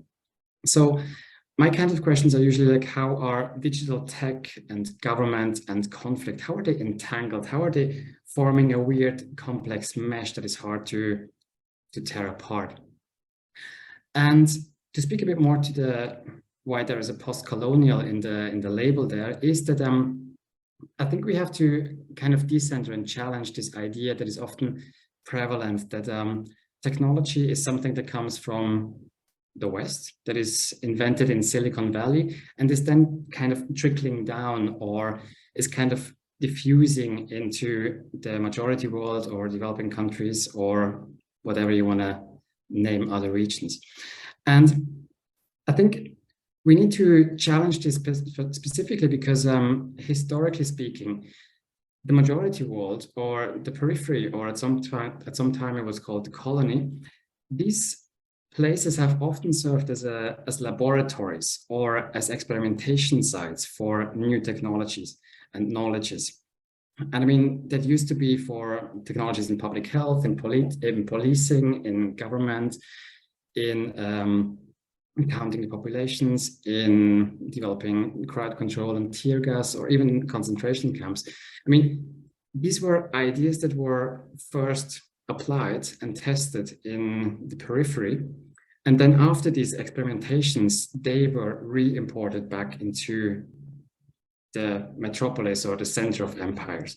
So it is not that something is just developed in the West and then diffuses outwards. It is very much a back and forth. And I think this makes it even more important to study places like Myanmar, where you would actually see very extreme examples, because the same somehow applies to digital tech nowadays. So in that sense, Myanmar can be very much understood as a major laboratory for Facebook. And I'm gonna tell you why I think that.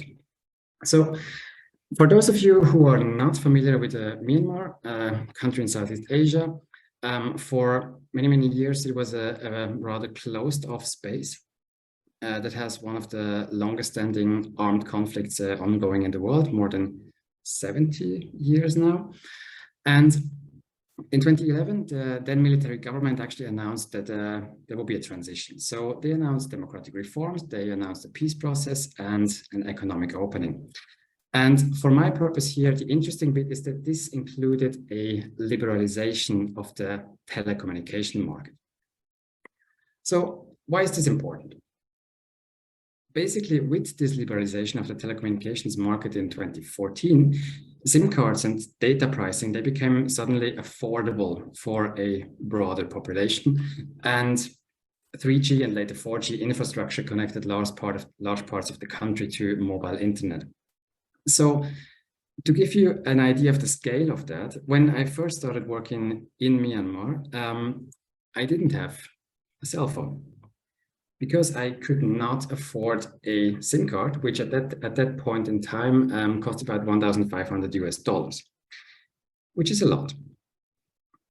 And even if you get access to internet, like via some sketchy hotel Wi-Fi, you would be struggling to download an email. I mean, not speaking about a big attachment or anything, just the text body of the email would take you quite a while, and it would probably break down a few times in the process. Now, fast forward 2 or 3 years, I was effortlessly streaming Netflix in Myanmar on my smartphone via 4G technology.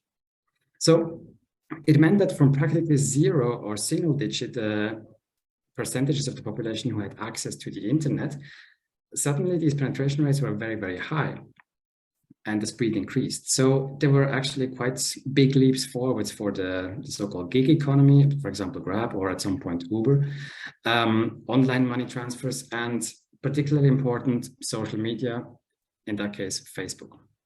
So because this internet access was predominantly mobile, Facebook de facto equaled the internet. So when people spoke about the internet, they meant Facebook. When they were searching for information, they wouldn't be using Google or a browser. They would actually type their question into the Facebook search bar. And this is something that led to an absolute monopoly for Facebook in terms of controlling the internet in Myanmar, and also something which they actually cemented with programs like the free Facebook Basics, where they would waive data charges if you use their app and so on.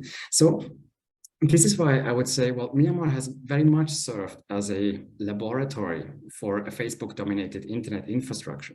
So you wouldn't have that more decentralized, different websites that are hosting businesses and services. All of that was within Facebook, in Facebook pages.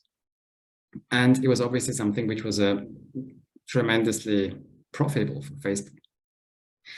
Now, as you can imagine, coming to the political implications of that, it went horribly wrong, this experiment. So since 2014 and this rise of Facebook, civil society has been warning that there are rising levels of hate speech against Rohingya and other Muslim minorities. And this was getting worse and worse. There were instances of intercommunal violence, and Facebook did astonishingly little actually to counter that, to moderate these contents and that hate speech and these incitements to violence. So for the longest time, they actually even, I think, had only one Burmese speaker to moderate content for a country of 50 plus million. And over time, this kind of public discourse spread on Facebook, translated more and more into actual physical violence. In 2016 and 2017, you had a large-scale genocide campaign by the military against the Rohingya minority. And again, it was accompanied by massive levels of hate speech and disinformation. And actually, a majority of the people believed that this was kind of a legitimate operation to fight terrorists. And the understanding of what was happening in the country was significantly different from what everybody outside the country would say. At the same time, you also had signs of orchestration appear, a bit similar to what Emma was talking about, astroturfing earlier. In this case, it was more to basically provide the basis for a genocide. Again, Facebook did very little until this New York Times article showed up that claimed that, well, this genocide is actually incited on Facebook with posts from Myanmar's military.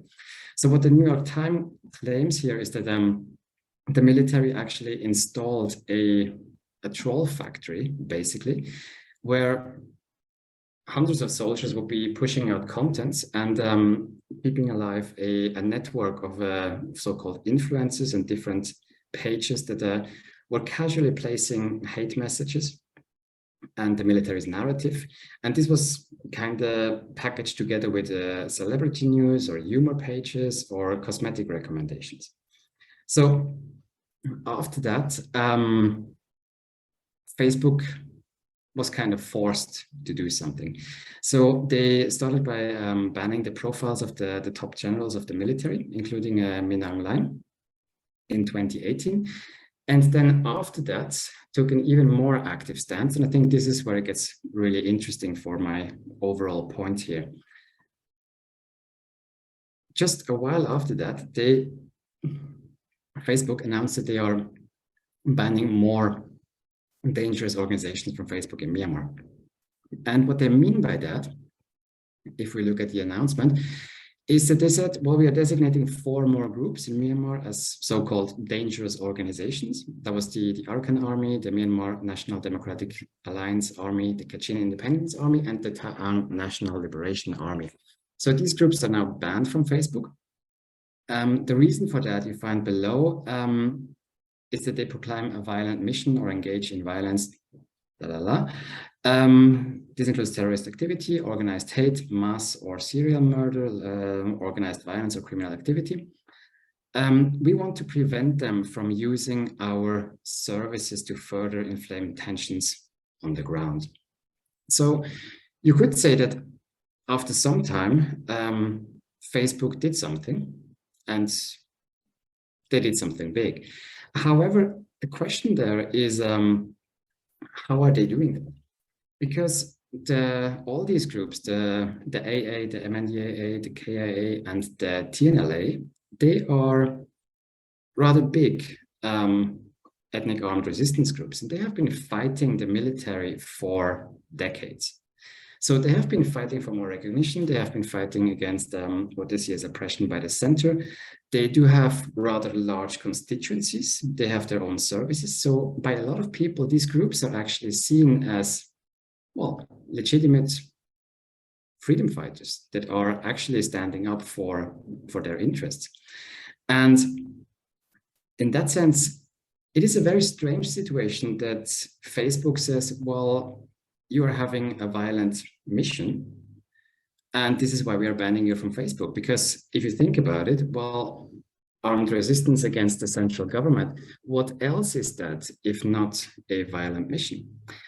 And thinking that thought a bit further, well, how come that we are in the strange situation where Facebook, or, well, the guys from Menlo Park in California are actually deciding whose message counts, or whose armed struggle is legitimate or not? So as you can see, it raises a lot of questions. And it also shows that Facebook has developed a political agency within this assemblage in Myanmar, even without having a physical presence in Myanmar, because it can basically cut off certain actors from being seen, from being heard, from having their version of the story being told, with the justification that they are fighting dangerous organizations or terrorists. Now, it gets even more problematic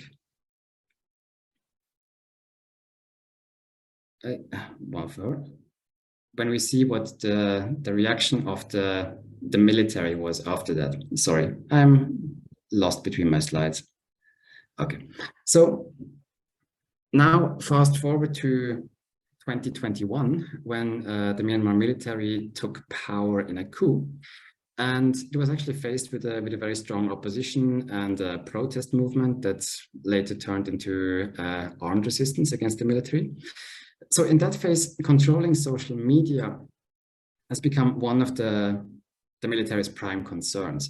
So what they did was actually installing what they called a whitelisted internet. So that included a ban of social media, Facebook, and it was marked by complete internet blackouts and information combat to influence public opinion, to curb the influence of the resistance movement. So obviously, the Myanmar military would say it did that to fight terrorists that are against national order, even though everybody else outside of the country and within the country would actually say, well, these are people who are standing up for the democracy that the military took from them. And they did that in ways that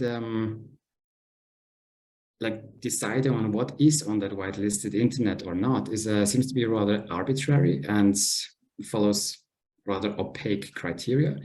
It doesn't have any oversight, and it is kind of final once it is done.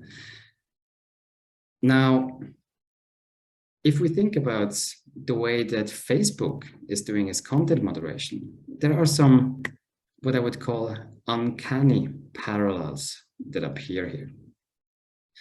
So I think my main point here is to make is that the technical assemblages or the conglomerates behind big drives of big data and data collection and datafication, these organizations or companies, they have gained massive agency in many different political contexts in the world. So the case of Myanmar shows that big tech plays this role in two ways. That basically it takes decisions of what constitutes fake news, what constitutes hate speech, what constitutes a dangerous organization, and who gets banned. In the case of Myanmar, where Facebook was basically controlling the whole of the internet, give or take, this becomes a very, very powerful position to be in. And it honestly is a difficult one because for many things, I mean, it implies that you're taking political positions, that you decide of whose message is actually legitimate, who is not, and who is a terrorist, because these are exactly the kind of things that different groups are fighting over. And noteworthy here is that the mechanics of how these decisions happen within Facebook are quite opaque. They happen with little oversight, and they are legitimized as curbing the influence of dangerous organizations. And this is the uncanny parallel. The same applies to the military's whitelisted internet. So I think there are a lot of big and difficult questions in there, but I will leave it here, and thank you very much.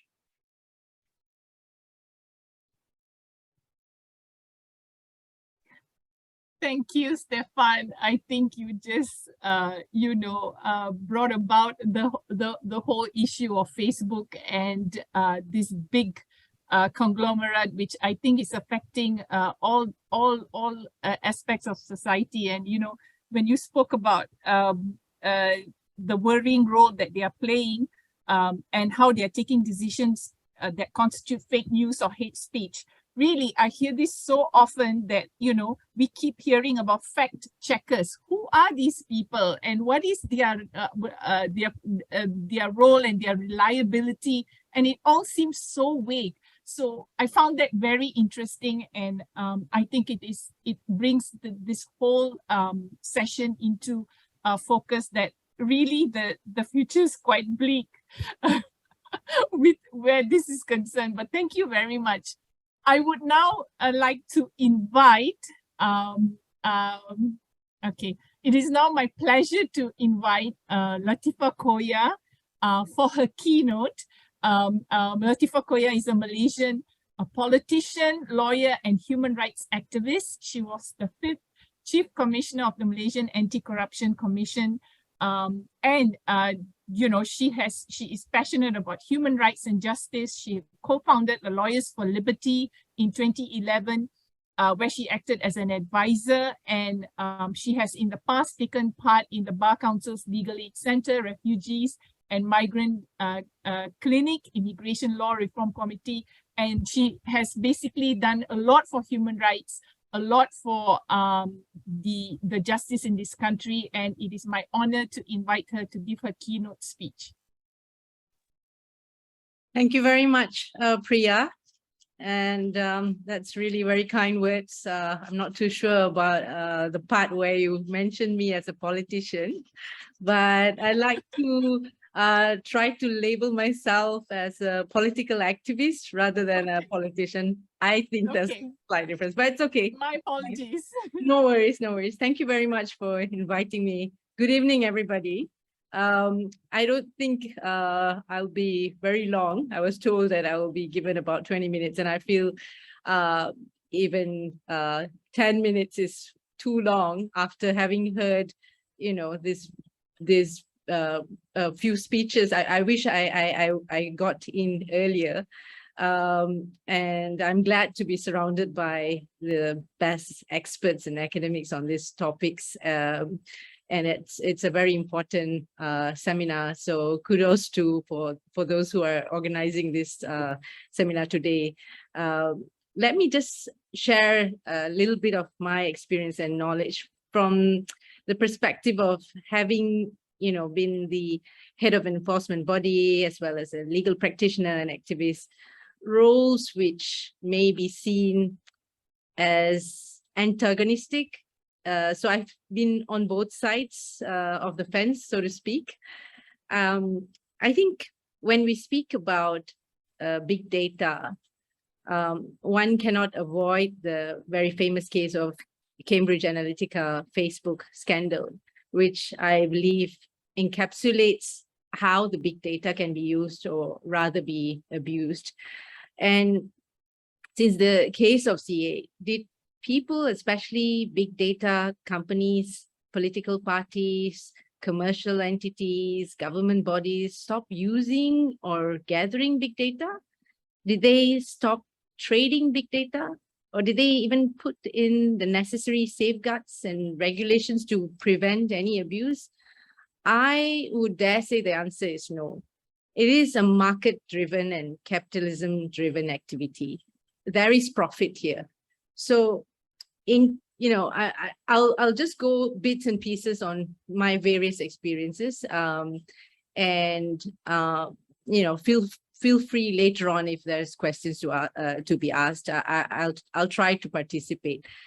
Now, in the last few years, we can say almost, as we have heard from the speakers before, that almost everything that is done is by various organizations or agencies rely heavily on big data and algorithms that are derived from processing and mining various sites such as Facebook, national voter registration, WhatsApp messages, job application forms, etc., etc.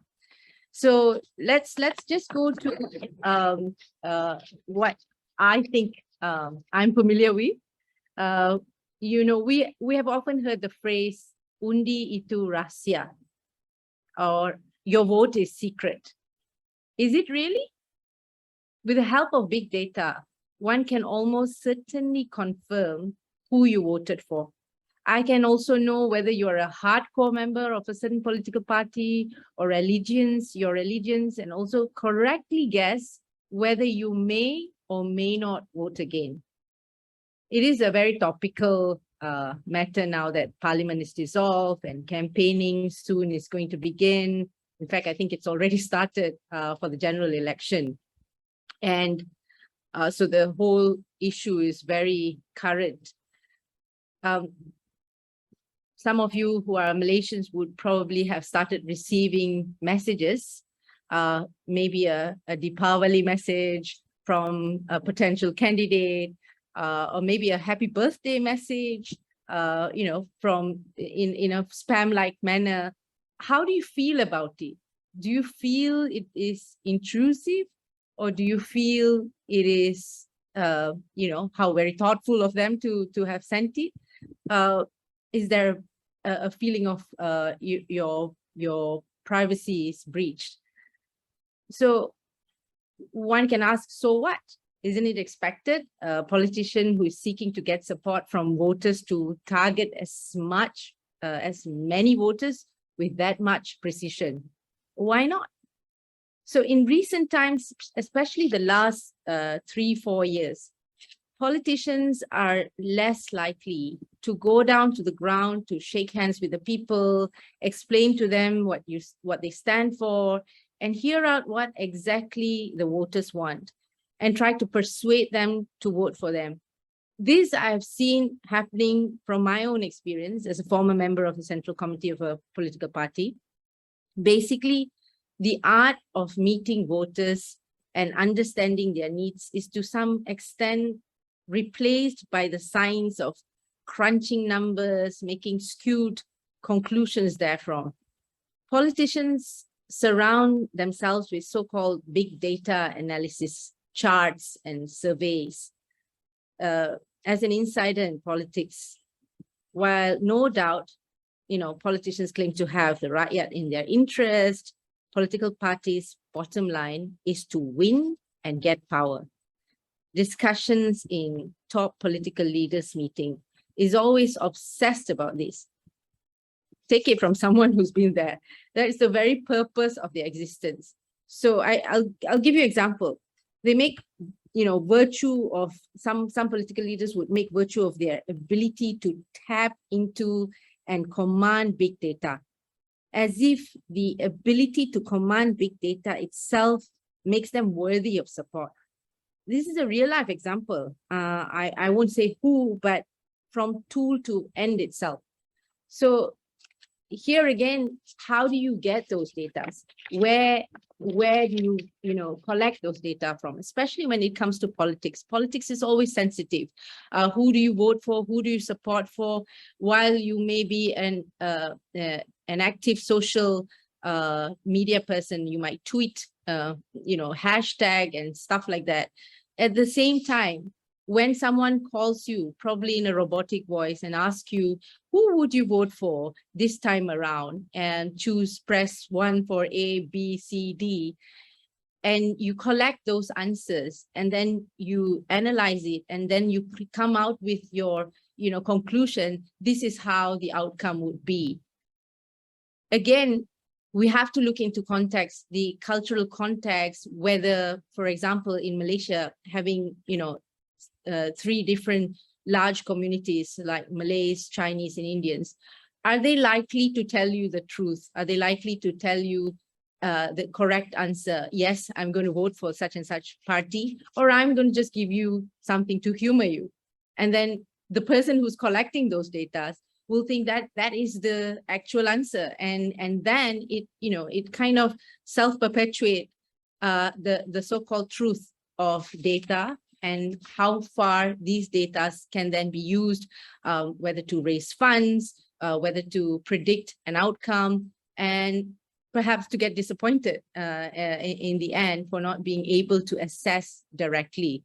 So these are some of the continuous thing that is going on. I believe not just one political party, but almost every political party is going through that. And I believe, especially post-pandemic, there's a sense that we need to rely on big data more than actually going down, whether it's for real concern, for health purpose, or whether it's just the easy way out. And these things are something that we need to think about.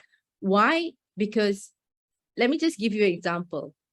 Probably 1 or 2 years ago, we've heard of this campaign for young persons to be able to vote and to be registered to vote, the Undi 18 or Undi 18 campaign.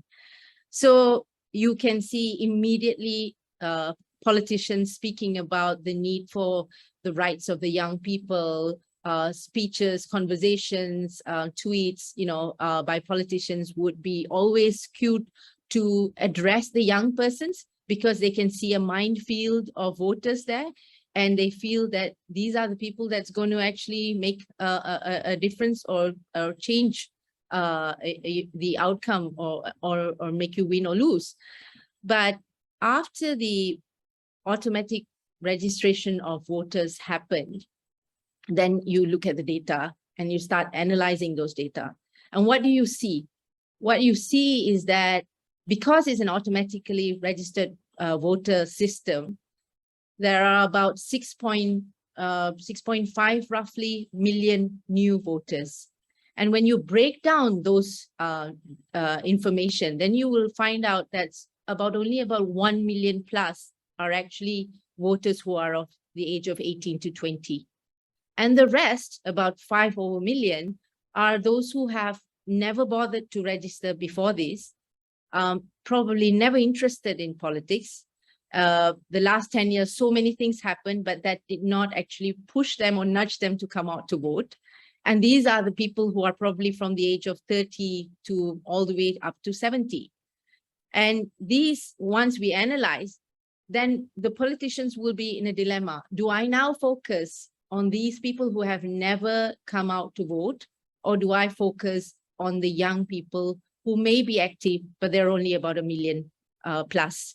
So when one starts depending on this data, then the conversation, the policies, the promises, the manifestos start to be designed in such a manner. So do we need to focus on the young people? Do we care about the minorities? Do we care about women voters? It all matters only if this number of voters are those who are going to affect me. And so what will happen to those people?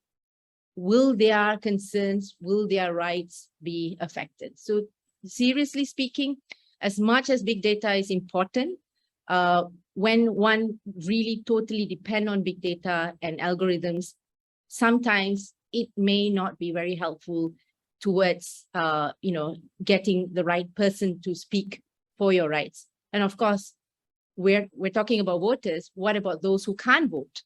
What about the undocumented persons, those who are within your constituency but may not have the ability to vote? Do we care about them or not? Because if I speak about them, they're not going to vote for me.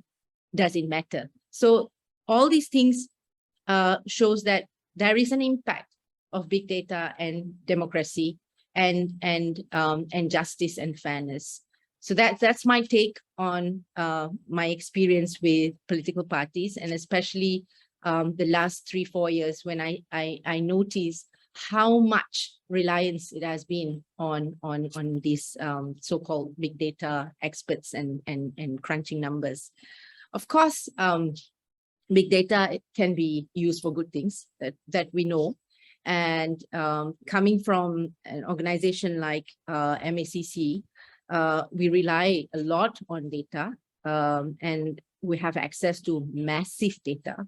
When I led the organization, I regularly rely upon it, and it was useful. Analyses are done on the inflow and outflow of money, types of transactions that are made, banking transactions, suspicious and unusual transactions, which would trigger, enforcement bodies to check on suspects and finally, close in and, of course, nab them.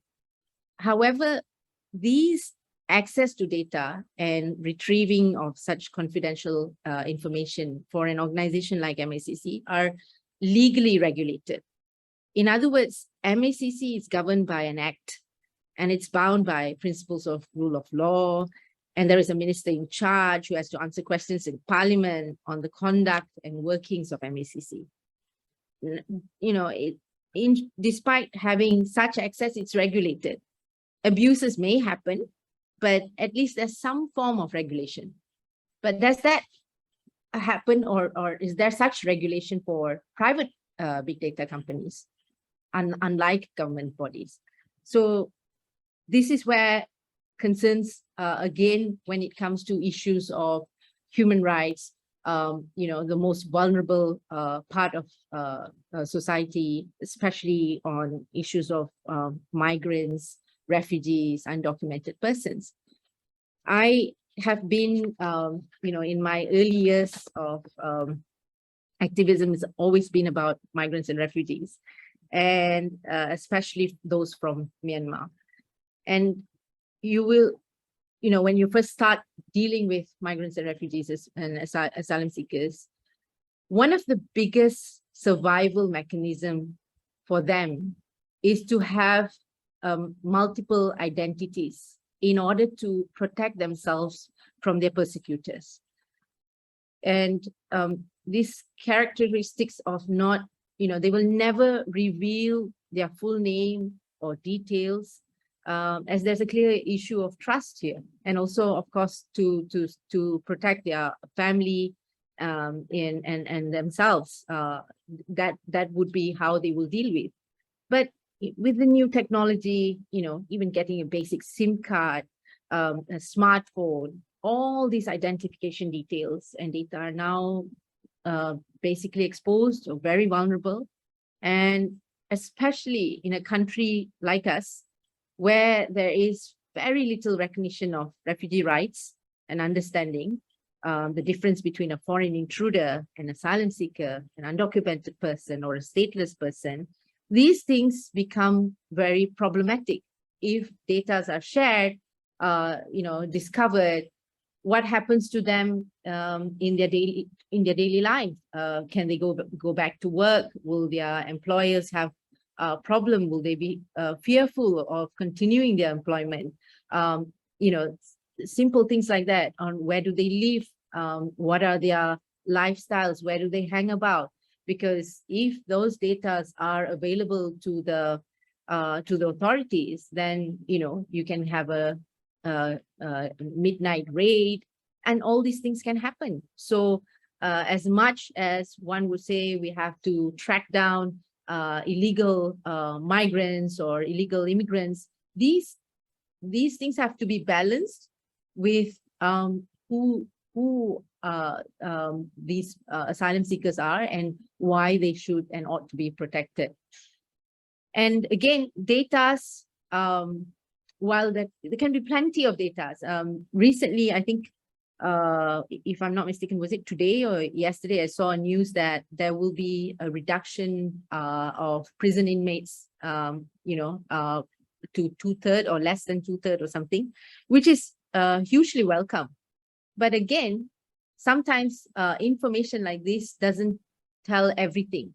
So as much as data have to be given out, it has to be also very, very structured and very detailed to allow fairness and how the authorities will act upon it and how the normal people will act upon it. What I'm trying to say is this: for a long time, foreigners who have overstayed, foreigners who are probably trafficked labor victims,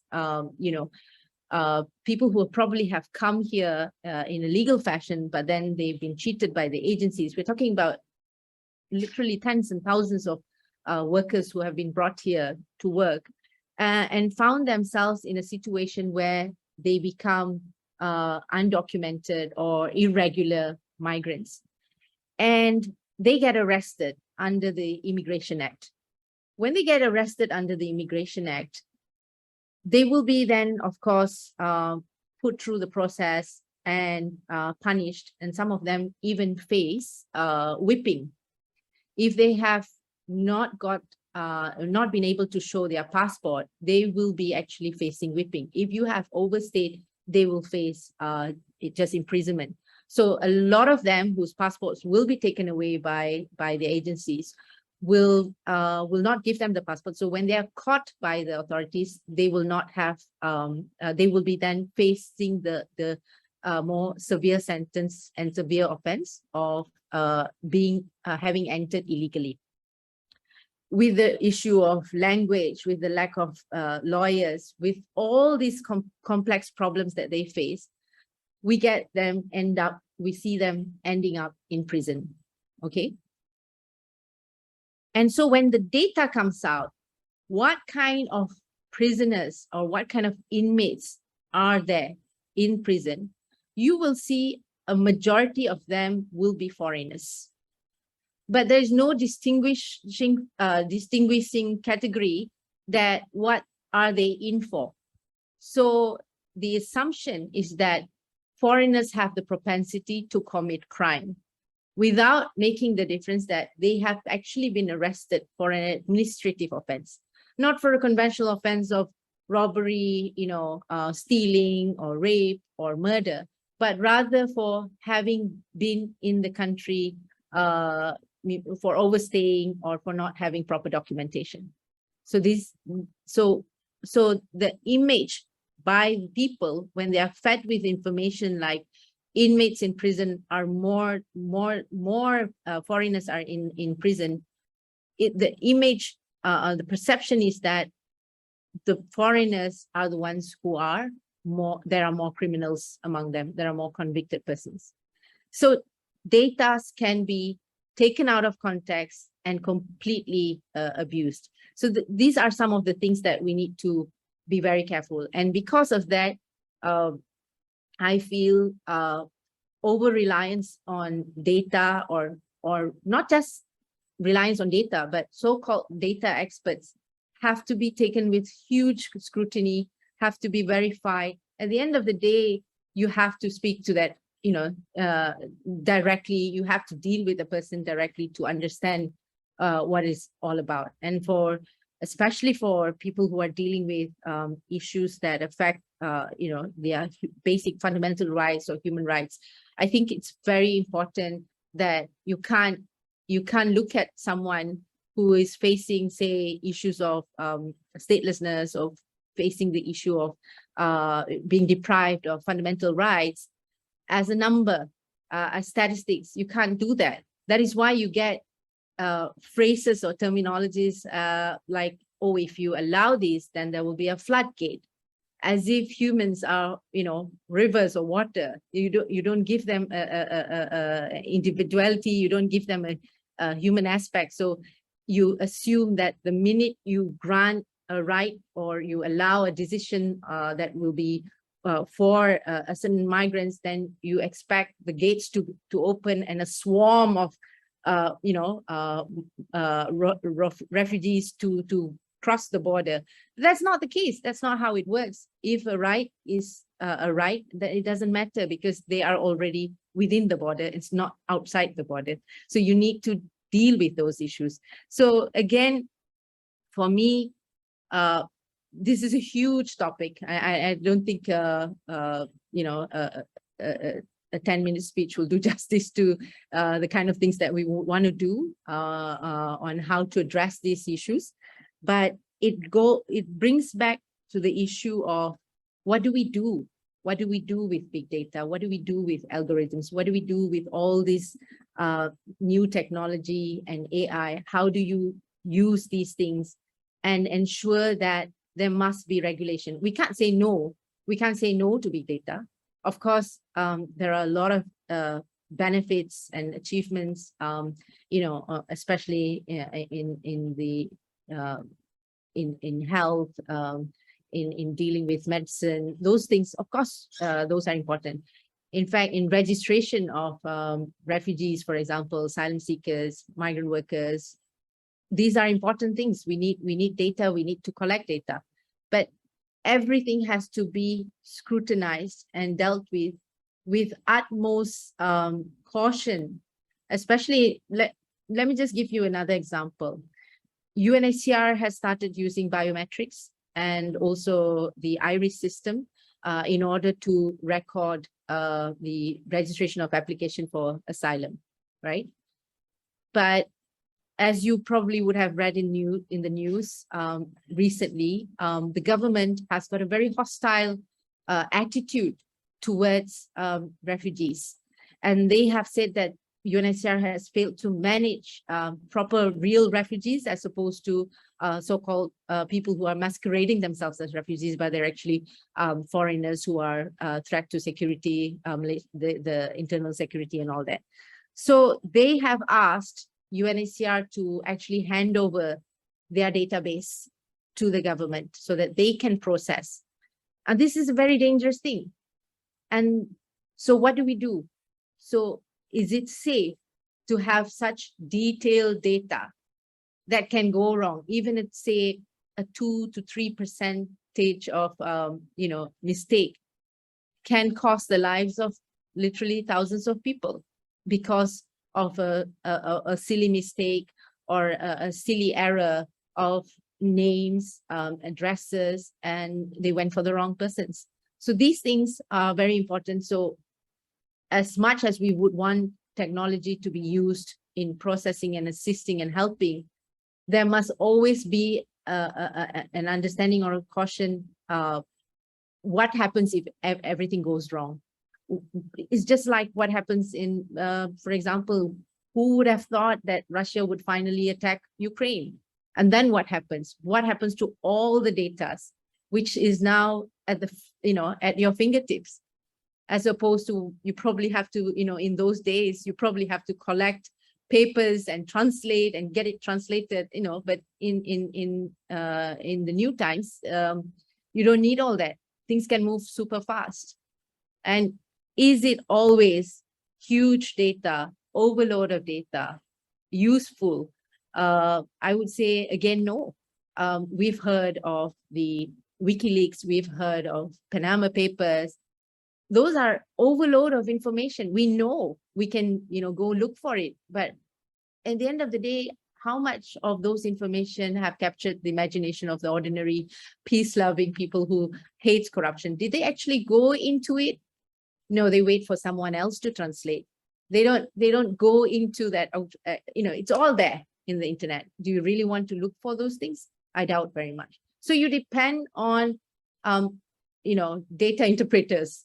And then again, when those information comes out, there will be always the other side of the coin where people want to explain themselves. That's not how it is. That's how it is. And it goes on. And by that time, ordinary people would have lost interest. And so, again, it's all about how do you regulate? How do you balance it out? And if once you balance and you see that the harm is more than the good, I would say hold it. Don't get too excited about these big data. Otherwise, I think that's all that I have got to say, and I thank you very much for giving me this opportunity to speak with you all. Thank you. Thank you so much, Latheefa, and thank you so much for bringing the angle of human rights and how we treat migrant workers and refugees and asylum seekers. And I think that gave a whole other perspective to this whole big data issue. And I open it now to the audience and the panelists to ask a few to ask questions. But I have a question that I want to ask. You just said that it's how politicians use a big data for political campaigns, and how they design their manifesto around that. So again, it's about numbers. And then you spoke about using data with caution and responsibility and sensitivity, and you also said that it is corporations use it because it's market driven and it's a capitalist nature, and they're just in for the money. I can't help but wonder, do you think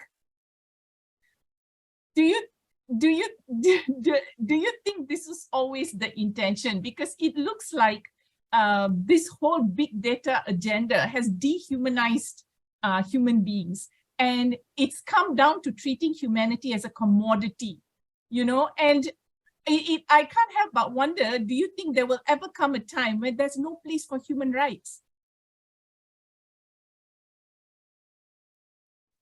Is that a question for me? Yeah, it's a question. Okay, yeah, I mean, I totally agree with you. Sometimes it's, okay, so when it comes to commercial entities, it's always about money, right? And when it comes to politicians or political organizations, it's all about power. And the more votes, the more winnability, then, that's all that matters. So of course, issues which are important will be sidelined. I mean, people will say a good democracy, it's not all about the rights of the majority. You have to protect the minority, blah, blah, blah. All these things sounds well and good. But at the same time, when it comes to elections, you want to win. And when you want to win, you put aside everything else and get to the winning first. And this is where it becomes dangerous, especially in the context of Malaysia, for example, where you have a small chunk of minority Indians and a relatively large number of Chinese and Malay voters. So if you go by wanting to win, almost every constituency, the Indians will lose out, because there always will be in the minority. So does that mean only put a Malay candidate because winnability will be there? Because that's how you're going to ensure that you get power. But is that a good thing? Of course not.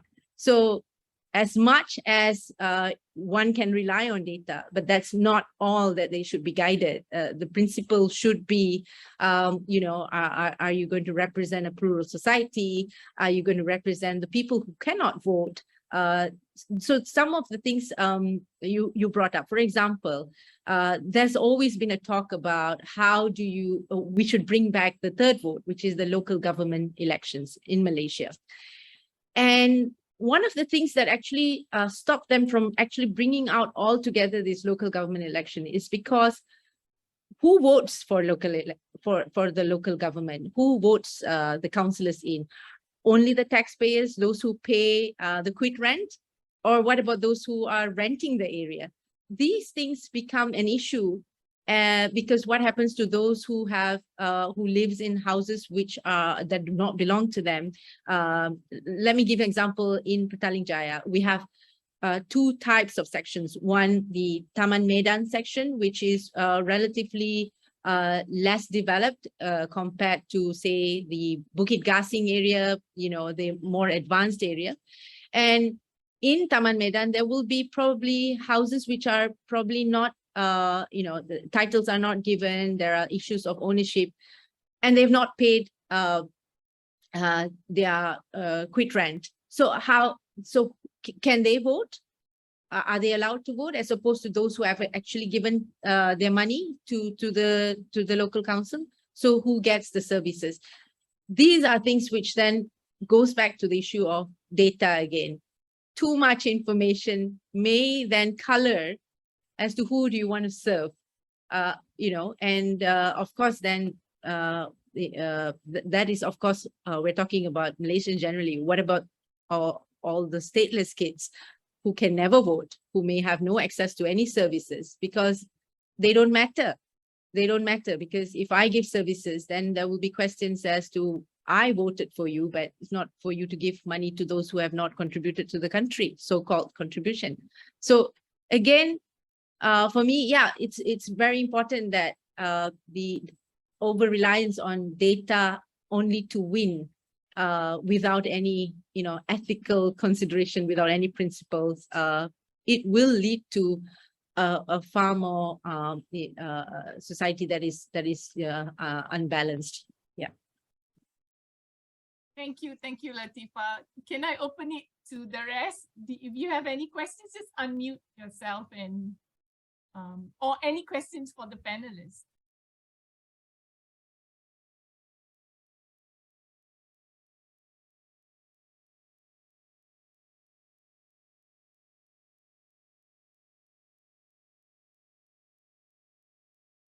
Yes, Stefan. Stefan has a question.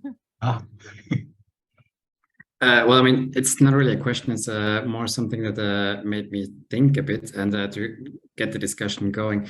I think I very much agree with what Latheefa said, that, well, the big question, like, do we need more data, and is more data always better? And I obviously do think, no, after all we've heard. But for me, the question is a bit, how do we get there to actually not have this as the default position of, well, if we can data, we will mine it, we will collect it, we will vacuum it as much as possible. And it made me think when Loganathan mentioned the example of Switzerland, where you can get a copy of your record. I mean, that is actually the case. The interesting bit is where this is coming from. There was a very specific historical situation after the Cold War, where there was a massive scandal that it came out that the Swiss secret police has basically been making files for 10,000s of people that were considered leftist or otherwise politically dangerous. And in the 1990s, this came out after the end of the Cold War. So this is when the law came in that you can actually get a copy of these records. And many people did that and found out that, well, they actually had a file because they were in the same football club with somebody, or because they went for beers with somebody at some point. And the interesting bit here is that it was such a big scandal. And nowadays, we do create files on each one of us. Every minute, every single second, that are so much more detailed, that are massively bigger, and we have the computational power to analyze those and make use of them. But it is not considered a scandal.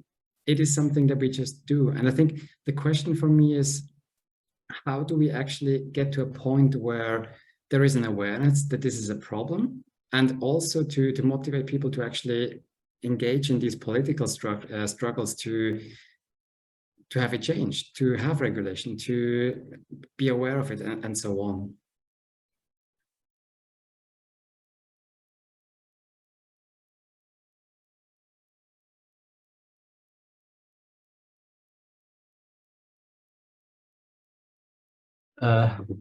If I may have some thoughts. I have two thoughts actually about the discussion here.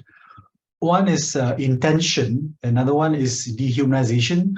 So, algorithm, big data is not going to go away, but it seems like whether it becomes good or bad based on the intention. And it seems now that politicians, the intention is winning. So whatever efficiency of effectiveness increase that they get from it will be for them to win, regardless of whether it actually increases well-being and democracy. And for platforms like Amazon and Facebook and all that, is to increase their revenue. And that's their intention, regardless of what happens. And Facebook, for example, their argument was when they testified, oh, we did all this, we just want engagement. And just so happened that what increases engagement is the posts which are more enraging. The more people are angry about something that somebody else said on Facebook, the more engagements they get. So that's the one that being amplified by Facebook algorithm. So their arguing is kind of unintentional, but regardless, is what gives them more revenue. So that's a problem there. Another one is dehumanization, where political strategists are looking at people are just data points and how they can manipulate this data point. We didn't even talk about gerrymandering, for example, which with big data is going to be, super powered gerrymandering. This dehumanization is dangerous when politicians don't really care about the people. And I'm not trying to be dramatic here, but when we go to the extreme, this is when other people don't look at other people as humans, and at least leads to fascism, authoritarianism. And in America, there is a little bit of that already, where people just see other people as they are just one group which I disagree with. I don't care about what they think. So like Stefan said, not to be bleak here, but it does seem a bit dangerous what's happening now. And regulation is one way to overcome that, I suppose, but how far can it go? It's too fast and too powerful, and then there's so much money in it. Big data is big money, as Logan said. So yeah, that's what I thought. So how do we solve this problem? Yeah, how do we solve it? Besides regulation. What's the way forward? Is it regulation? The politicians have incentive to not regulate because they are the one using it. You know what I mean? So yes, Stefan. Actually, I think Preeti had some ideas that were pointing in interesting directions. But one thing first, I think one of the core problems is that actually a lot of these services that we consume and that datafy every aspect of our lives, they're for free. And there is the good old saying that if something is free, it means that you are the product. Yes, that's right. So, makes me think of, for example, the messenger Threema. Their marketing strategy is to say that it is something similar to WhatsApp, just more encrypted and super safe in the branding and whatnot. But you basically pay for it. So you pay a little fee to use it, and this is their business model. So they don't have to sell any data on you. And actually, I think if we can get to a point where people become aware of that problem that comes with datafication and so on, and are also kind of gaining an awareness again that you need to pay for certain things if you don't want to be the product. I think that could probably be one of the first steps, but I would like to hear what Preeti has to say. There was some interesting stuff in your presentation. Well, I think one of the things that one can really learn from, and there's some emerging work on this, or actually it's been there since 2016, I think, there's a corpus of work on indigenous data governance. So it's not just about, it is about how we can draw lessons on what kind of data we need to give away, and how do we regain control of our data practices, our everyday data practices? How do we negotiate our, and by data rights, I don't mean individualized data rights, but how do we embed the idea of communication rights and ownership in negotiating how we can regain control of our data? So I don't think we're at a point where we can reverse gears and go back to a time when data doesn't exist or those practices don't exist, but it's about negotiating and finding that, actually gaining back that ground in terms of how we control how data is used for our good. I think, and there are enough lessons and experiments happening everywhere, from Canada to New Zealand to Australia, especially with Indigenous data governance, that we can really draw lessons from. Oh, so there's hope. That's good. Yes.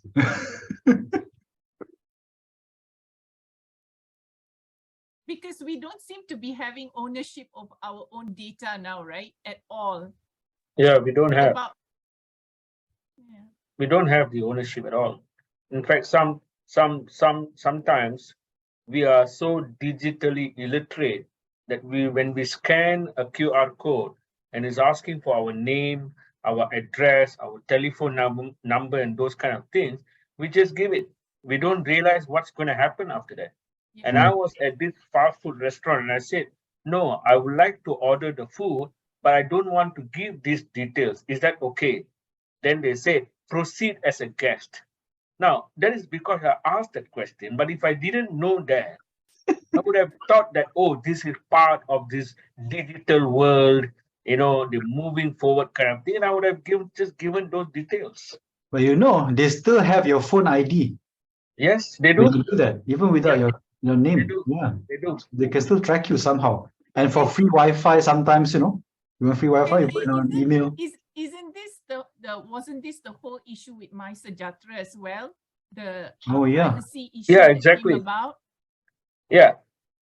And also Which some is details similar to were what Preeti was talking about in India. The Yeah. same, Mm-hmm. in it India, seems like a mechanism of control. In India, and when tracking. Modi was running for election, there was information being let out, and as to the competency or the credibility of each of the candidates. And I believe it's the same thing which is going to happen in Malaysia. I was reading this report which says 40% of Malaysians are undecided as to who to vote. Now, how did they even know there were 40% who are undecided? Where did they get this figure from? I just don't understand that, So if I'm reading that, and probably I'll think, oh, maybe I am belonging to that 40%, and then I'll start Googling, okay, how good is candidate A, or how good is candidate B, or how good is candidate C, I think we have to start with education. I was just going to say that, Priya.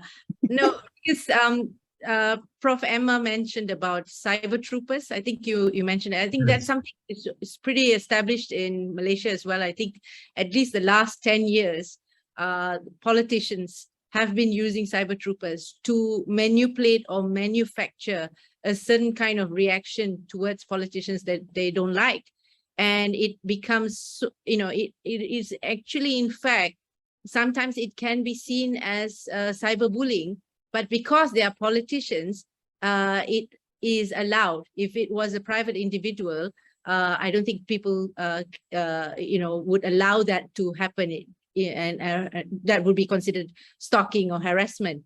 But because it is an attack on someone who wants to take public office or someone who's seen as a politician, it's been all right to attack the person's wife, the person's children, because you asked for it. You want to be in public office, we can say anything you want. So cyber trooping is something very popular in Malaysia as well. And it's been, for a while there, it was seen something not to be proud of. But later on, you will realize that it's become a kind of product as well. people who claim to be able to provide those services to push and decide on how people can like on your Facebook when you're on live, press conferences. We have people ready to press on like or to press hate or to say things in order to look like that press conference was hated or liked or viral. And therefore, back to the issue, the more people know these are strategies that are being used, the more educated the voters become, the less susceptible they are to these tricks and spins, So again, people need to understand the difference between a proper media, for example, that are bound by journalism ethics, as opposed to just a blog or a portal or someone who is not regulated. So once people know the difference, then they would go to that particular site which is verified, or where that particular media has got certain ethical boundaries, where they need to tend to. So it's the same. If you want to go to the doctors are bound by certain ethical thing, or you want to go for non-traditional medication, which is your right, you can do that. But whether those are regulated or not regulated, it goes back to the same thing. So education is so important, and it starts from home. When you get information, you get messages, your children need to know the difference from someone who's stalking you. Are they your friends? These things can be actually dealt with. It's a lot of work, but once you get the hang of that habit of looking for or verification, I think we can, to a certain extent, deal with that. Lena has a question here, a comment here. She said the new UK Prime Minister Rishi Sunak is married into a family owning info systems. Yes, I read that too, and I had the same thought as well.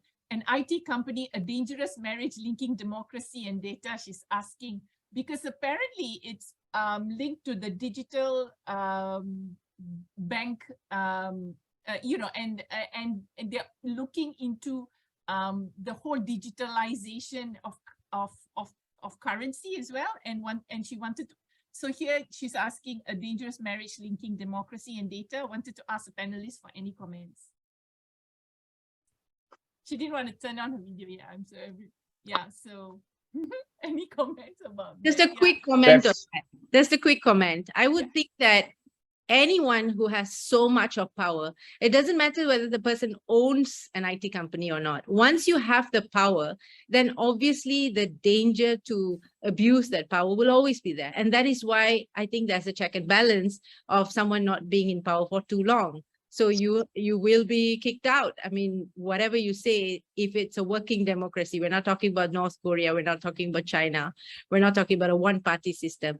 In any democracy, that power will be curbed naturally in a situation where there's internet access, knowledge. People will definitely vote that person out, whether it's 1 year, whether it's 45 days, 3 weeks, 6 weeks, eventually, whatever it is, I don't think it would be too dangerous. At the end of the day, power is something that can be curbed with the system that is in place, so I wouldn't be too worried about that.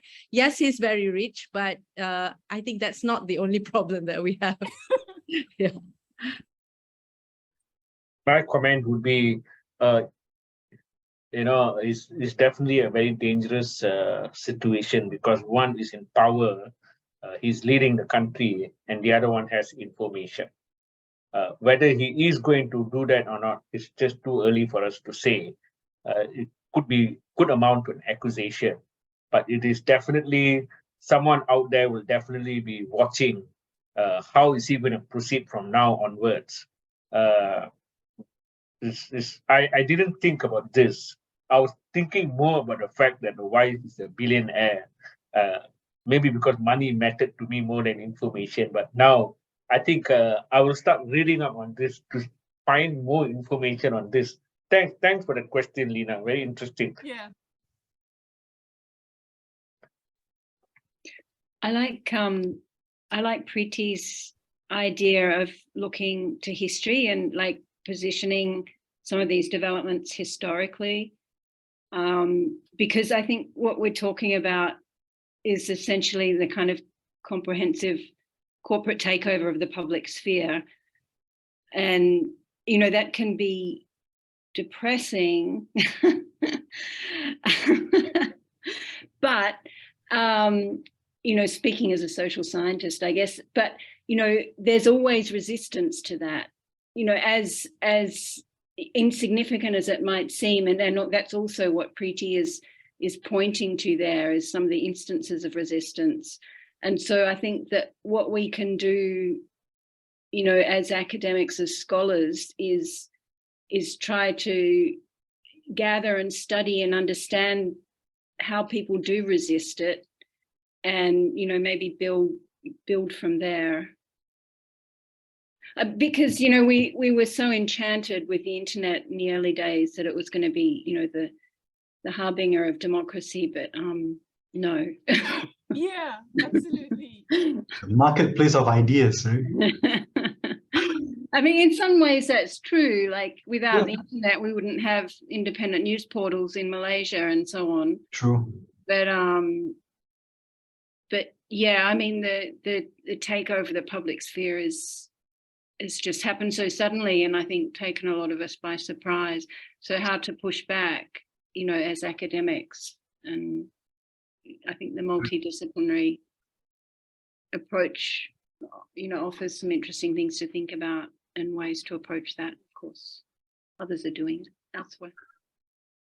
I think I have a comment that brings together some thoughts here about us probably paying for the service so that we don't become a customer. YouTube, for example, they charge about, I think, about 15 ringgit or something. I'm paying so to not see the ads, but that's actually that's not the market price. That's why we see some YouTube competitors coming up, like Dailymotion, Vimeo, and so on. They can't survive because YouTube does not make any money. They don't make profit, but they are funded by Google's advertisement and so on, which we are still the customer. So what I'm trying to say is that if that were to be the business model, we may not have what we have now, YouTube and Google and so on. And I guess democracy is the price that we pay for that in some sense. Also about the internet and all these companies bringing us these wonderful things, YouTube and information and so on. You know, if we were to really regulate and to disincentivize them from exploiting us in some sense, we might lose these things. I'm not defending them, just that we have to find some kind of sweet spot, so to speak, that we still have all these wonderful things, innovation and information and so on, almost freely, but not have it us pay the price of democracy and climate change in the planet and so on. So yeah, tough question, I suppose. Yeah. Yeah, Preeti. I mean, one of the buzzwords now is digital public goods, and how we can actually, in order for us to utilize the benefits of the internet and digital services, how it, I mean, needs to be brought into the public realm in terms of bringing in public ownership and public control over these services and products. And I mean, that's one way to sort of ensure some level of I want to use the word accountability, but also just sharing of this innovation in order for it to flow into the public spaces or the public sphere, public services. So I think that's something that's these conversations are happening now, but again, these are mooted by certain kinds of actors. So, you know, we really need to get into these spaces to have, you know, also diversify these conversations in terms of what kind of actors there are that are having these conversations. We need to be part of these conversations. Yeah. So, all right, I think Priya has passed it to me. I think there's no more questions. It's 6 o'clock. Thank you so much for the panelists my colleagues, my team. Can I just Oh, say I'm passing yes. it to Nazirul because he's the project lead and he's Oh. running the whole project. So please, Nazirul. Thank you, Miss Latheefa, for willing to come here and be a keynote speaker. We are really honored with your presence. And thank you, everyone. We had almost 40 people just now come here. That's and yeah, and this is a first step, really. So we have more in the future. Hopefully, more seminars, more research and education, and so on. So hopefully, everyone can stay tuned and see what we have in store in the future. Thank you so much. Happy voting soon. Keep Time for photo 9 session. when you vote. Time for photo session. Oh, Yes. yes. Okay. How can we forget that? Session. Right. Can we? Okay. If people want to turn on their webcam. We have such a great panelist and keynote speaker here. We should. Yes, we and do. audience, yes. All right. Let's just screenshot. Okay. 1, 2, 3. All right. Okay. Okay. Got it. Thank Okay. you. Thanks so much. Thank you. Thank you, everyone. Have a good Thank evening. you. Thank you, everyone. Bye. Thanks so much. Bye-bye. Bye.